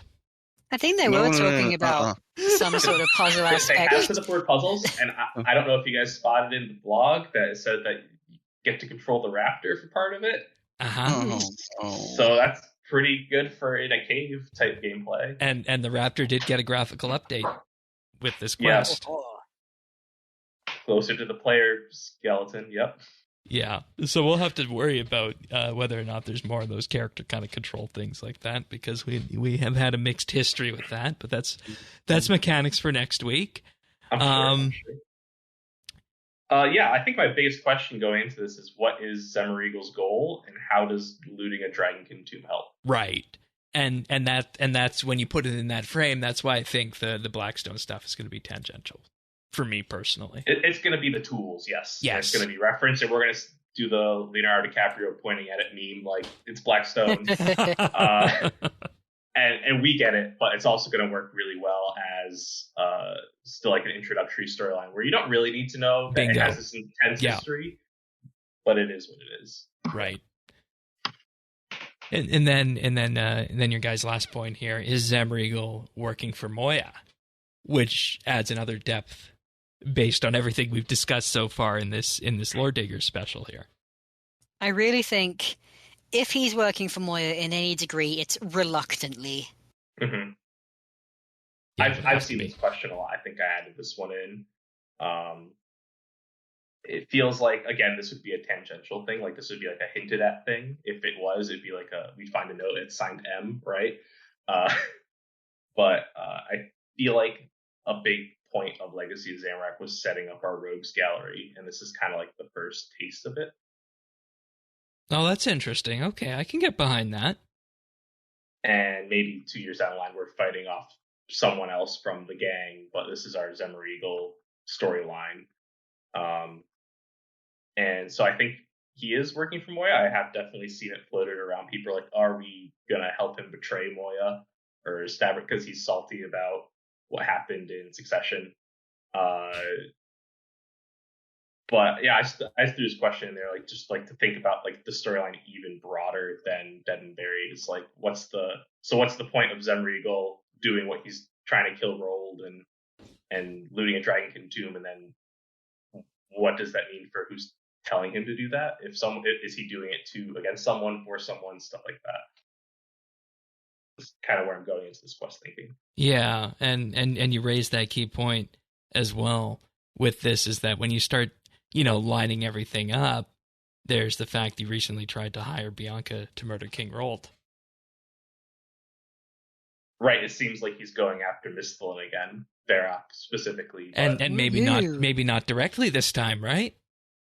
Right. Maybe he's trying to resurrect some horror to go after it.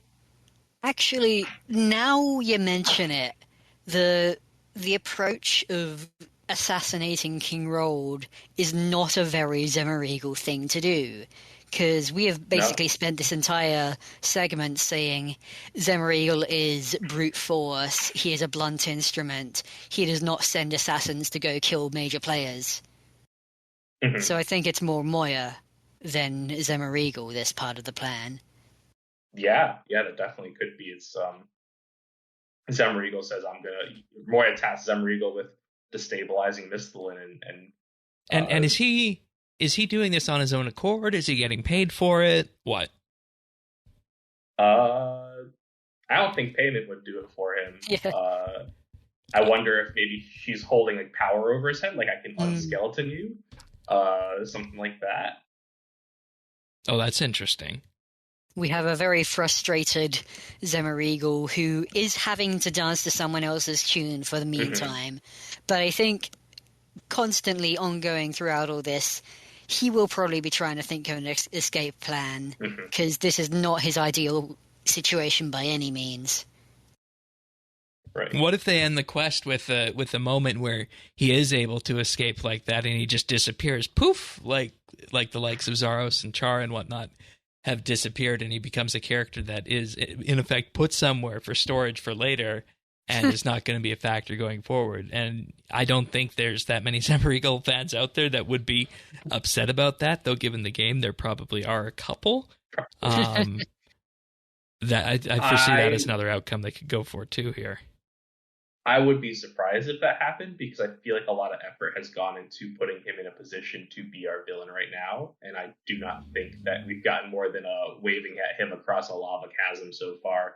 I think that he's probably here for obviously this coming quest, but probably the Necromancy segment of whatever comes next. I think that Necromancy, one of the lines that was said in the lore video today was, in order to defeat a Necromancer, you have to use their power against them, otherwise they'll just revive themselves. And I feel like a big portion of us learning Necromancy and where that factors into this storyline is that we have to use it against Zemouregal to actually stop him for real. Okay. So maybe then the culmination of Necromancy is that we stop him. And this is one step along the way, maybe. A little bit of learning on the job as we go. Yeah. Yeah, I'll definitely factor in at some point. Okay. Well, we are pushing the past an hour point on the Zemouregal segment on its own. So that's at this point. I'll ask you guys if you guys have any closing thoughts or remarks on Zemouregal, and we'll just go around the table for this. We'll start with you, Avernick. Zemouregal's a super fun character that I think they can do a lot of campy things with, as long as they toe the line of cheesy and antagonistic well. Fair enough. Fair enough. And, you know, I feel like there was a point in RS Quest not too long ago where they kind of got that line mixed up a bit, and I feel like it's been better recently, with the exception that I think the biggest complaint point around the Legacy of Zamorak season was that we were just observers in it. So, and then you work that out, then you get to a point where that's being managed effectively. All right. Questscaping?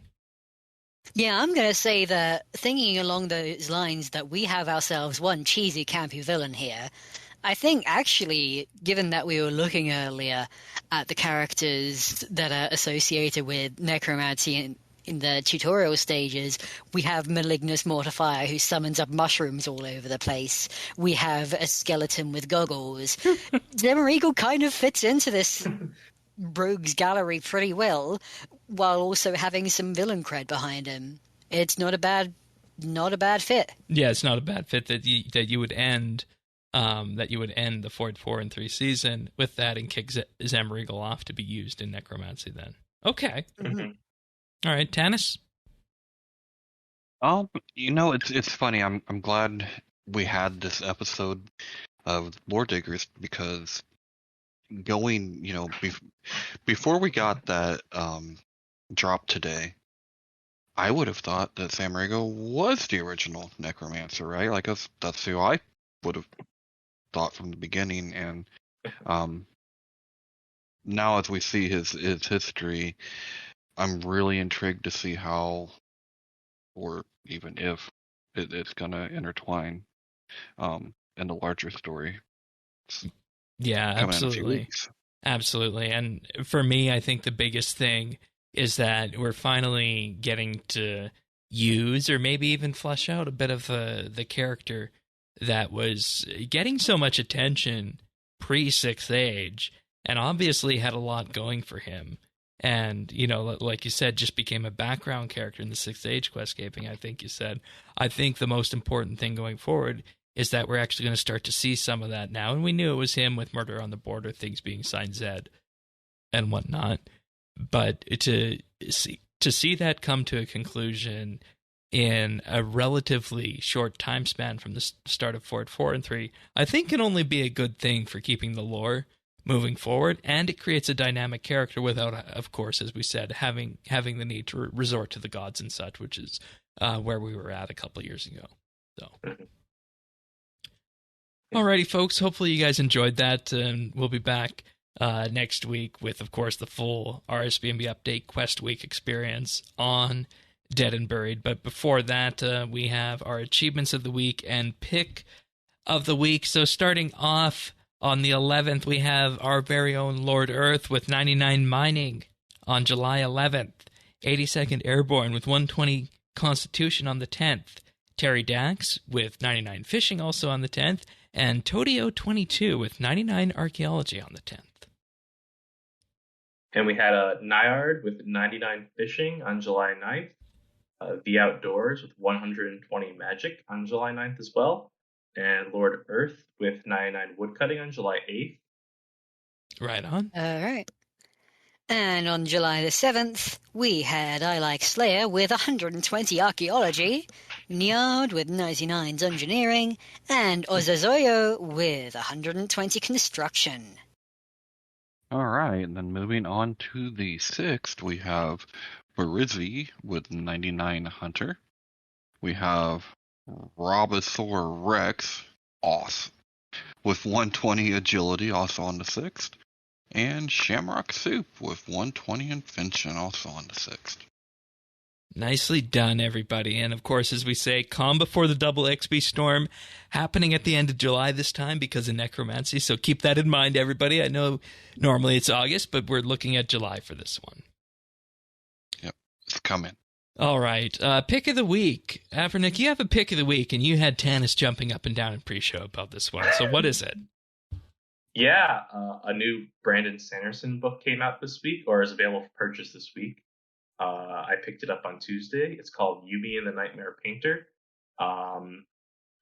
It is a part of a larger series called the Cosmere. It's in a universe with a lot of other series and books, but this one's quite standalone.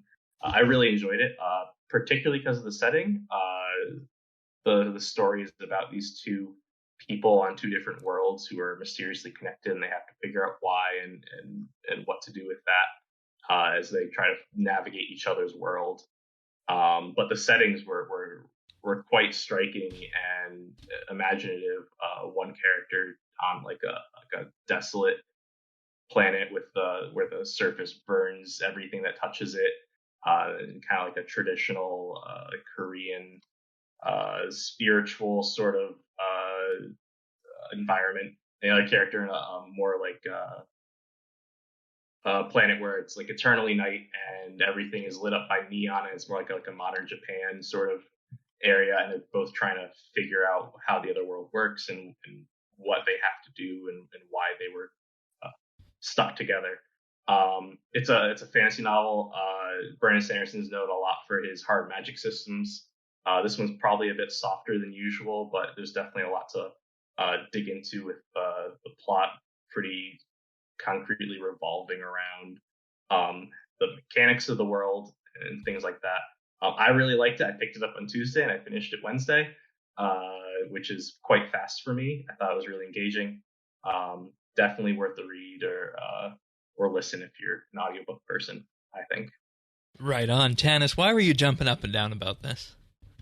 I mean, I love Brandon Sanderson. I'm a huge Stormlight Archive fan. Love The Wheel of Time. I mean, I've just enjoyed everything I've ever read of his, and so this was exciting. And of course, the first thing I did was go to Audible and see if it was there. It's not there yet, but I'm sure it will be very soon. Mm-hmm. Yeah, I picked it up off of. He has a publishing company called Dragonsteel, and I got it off there, and they gave me a download for a ebook and a Spotify code. So it's definitely possible to grab it right now. I think it's just a little less distributed currently. They're kind of keeping it a bit in-house. Oh, very cool. Nice. All right. What have we been up to on RS? Let's go to you first, Questscaping. I have been moving in real life and not had much time for RS, but certainly catching up on all the... Well, it's unwelcome guests I've got to catch up on this point. I've read along with the transcript. Yeah. And I think what I have to do really is catch up on my fort, because I don't necessarily need it, but it is a really nice thing to have. You're going to need some elder logs. Oh, boy. And you're going to need to spend some time in front of the tree getting an Incando hatchet. No stopping the chopping. I love that. No stopping the chopping. All right. Sounds good. How about you, Abernick?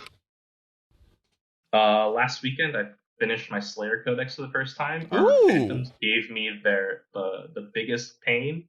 I was like 5 times over drop rate on their soul, which was really I'm not the best, so I was fighting them one at a time. It was kind of slow, but finally got there, and now I'm kind of eyeing up my other trim requirements and trying to figure out which one seems the least painful. Honestly, right now, Damrak statue seems the least painful. Makes sense. I could grind that out. Yeah, fair enough. That makes sense. And that's so interesting. You know, we get people on from all walks of RuneScape life. You being in the lore community. Eventually, everybody ends up at trim. It's just a question of when, Tanis, right? It's so slow. You're gonna get there one day. Maybe. What have you been doing, Tanis? I've been prepping for double XP, and by that I have been making elder frames, chopping elder logs, doing all of the things. So far, I think I'm about at 4K elder frames, so we'll see how long that will last. I'm not really sure. I don't think it'll last very long. To do. Yeah. I don't think so either, but you know what? It took an extremely long time to make that. Yeah. Congratulations. It's going to be interesting to see where everything in that economy settles after double XP and people get into the new construction training metas that landed as a result of that. Yeah. Well, as for me, I shook off the PVM rust. Folks might not be aware. From the Elder God Wars to the end of last year, thereabouts, I was doing pretty much Reaper tasks every day, going for raids every reset. But I kind of let that fall off around Halloween last year, and I really hadn't touched PVM since then. I shook off the rust this week on normal Carapac because I realized that I'll be doing a lot of combat when it comes to Necromancy. So I did that. I started off. My old personal best was 219 normal mode Carapac. I started off at 310. Coming back to it, almost a minute slower. But I got myself all the way down, reattuned myself to it, and I am back down to a new personal best of 2 minutes and 2 seconds there on normal mode. Nice. So my next step is to try hard mode now that I have a magic setup, because in my old PVM run last year and through Elder God Wars, I was only using ranged, believe it or not, and I didn't really have a magic setup that was perked and ready to go, but I have that now. So I'm gonna dive into some hard mode Carapac probably over the weekend using magic and see where that lands, just to kind of get a feel for things and see what I can do with that. And who knows, maybe at some point I'll end up going for Time Weaver title and farm my own fractured staff, given the apparent RNG that I have in game that everybody always highlights for some reason. We'll have to vary into PVM. Yeah. So that's what I've been up to. I don't think there's much else to say. In my AFK time, I've been semi-AFK time, given the fact it's the accidental skilling place. I've been gathering sharp shell shards for double XP to use for fire making. I'm going to get 120 fire making on double XP, I decided. Oh, fab. Nice. So, yeah. Burn, baby, burn. And this is going to do one of two things, Tanis. It's going to make me either not do any more 120s, or it's going to make me go for 120 all. The breaking point. Exactly. How do you feel about 120 all, Avernick, given the fact it's virtual and whatnot, mostly? I don't initially like the idea of it, but I realize that over time it slowly motivates me. Right. I definitely like when I'm doing something to be working towards multiple goals at once, and that's just another one I can throw on the list of, if I'm doing this, I'm at least working towards 120. All right. I don't have many virtual 120s, but Fair enough. You're going for trim and whatnot. That's completely okay. So. Yeah. All right, folks. Well, that wraps up this edition of RSBANDB Update. We'll be back next week, as we mentioned, for Quest Week, discussing Dead and Buried. Of course, as well, you can get update delivered automatically to you on whatever your favorite podcast listener is. That's a very important thing to do with podcasts. You can find it at Apple Podcasts, Spotify, Google, Amazon, Stitcher, pretty much any podcast listener out there. And we also publish on YouTube as well, at youtube.com/RSBANDB. And if you like the show, give a like and subscribe and leave a review on your favorite podcast listener if that supports it. But with that being said, we'll be back next week for another episode of RSBANDB Update. Avernick, thank you for joining us. It was great having you. Thanks for having me. Questscaping, same to you as per usual. Thank you very much. And Tanis and I will be back next week. So see you then, everyone. Take care. See ya. Bye.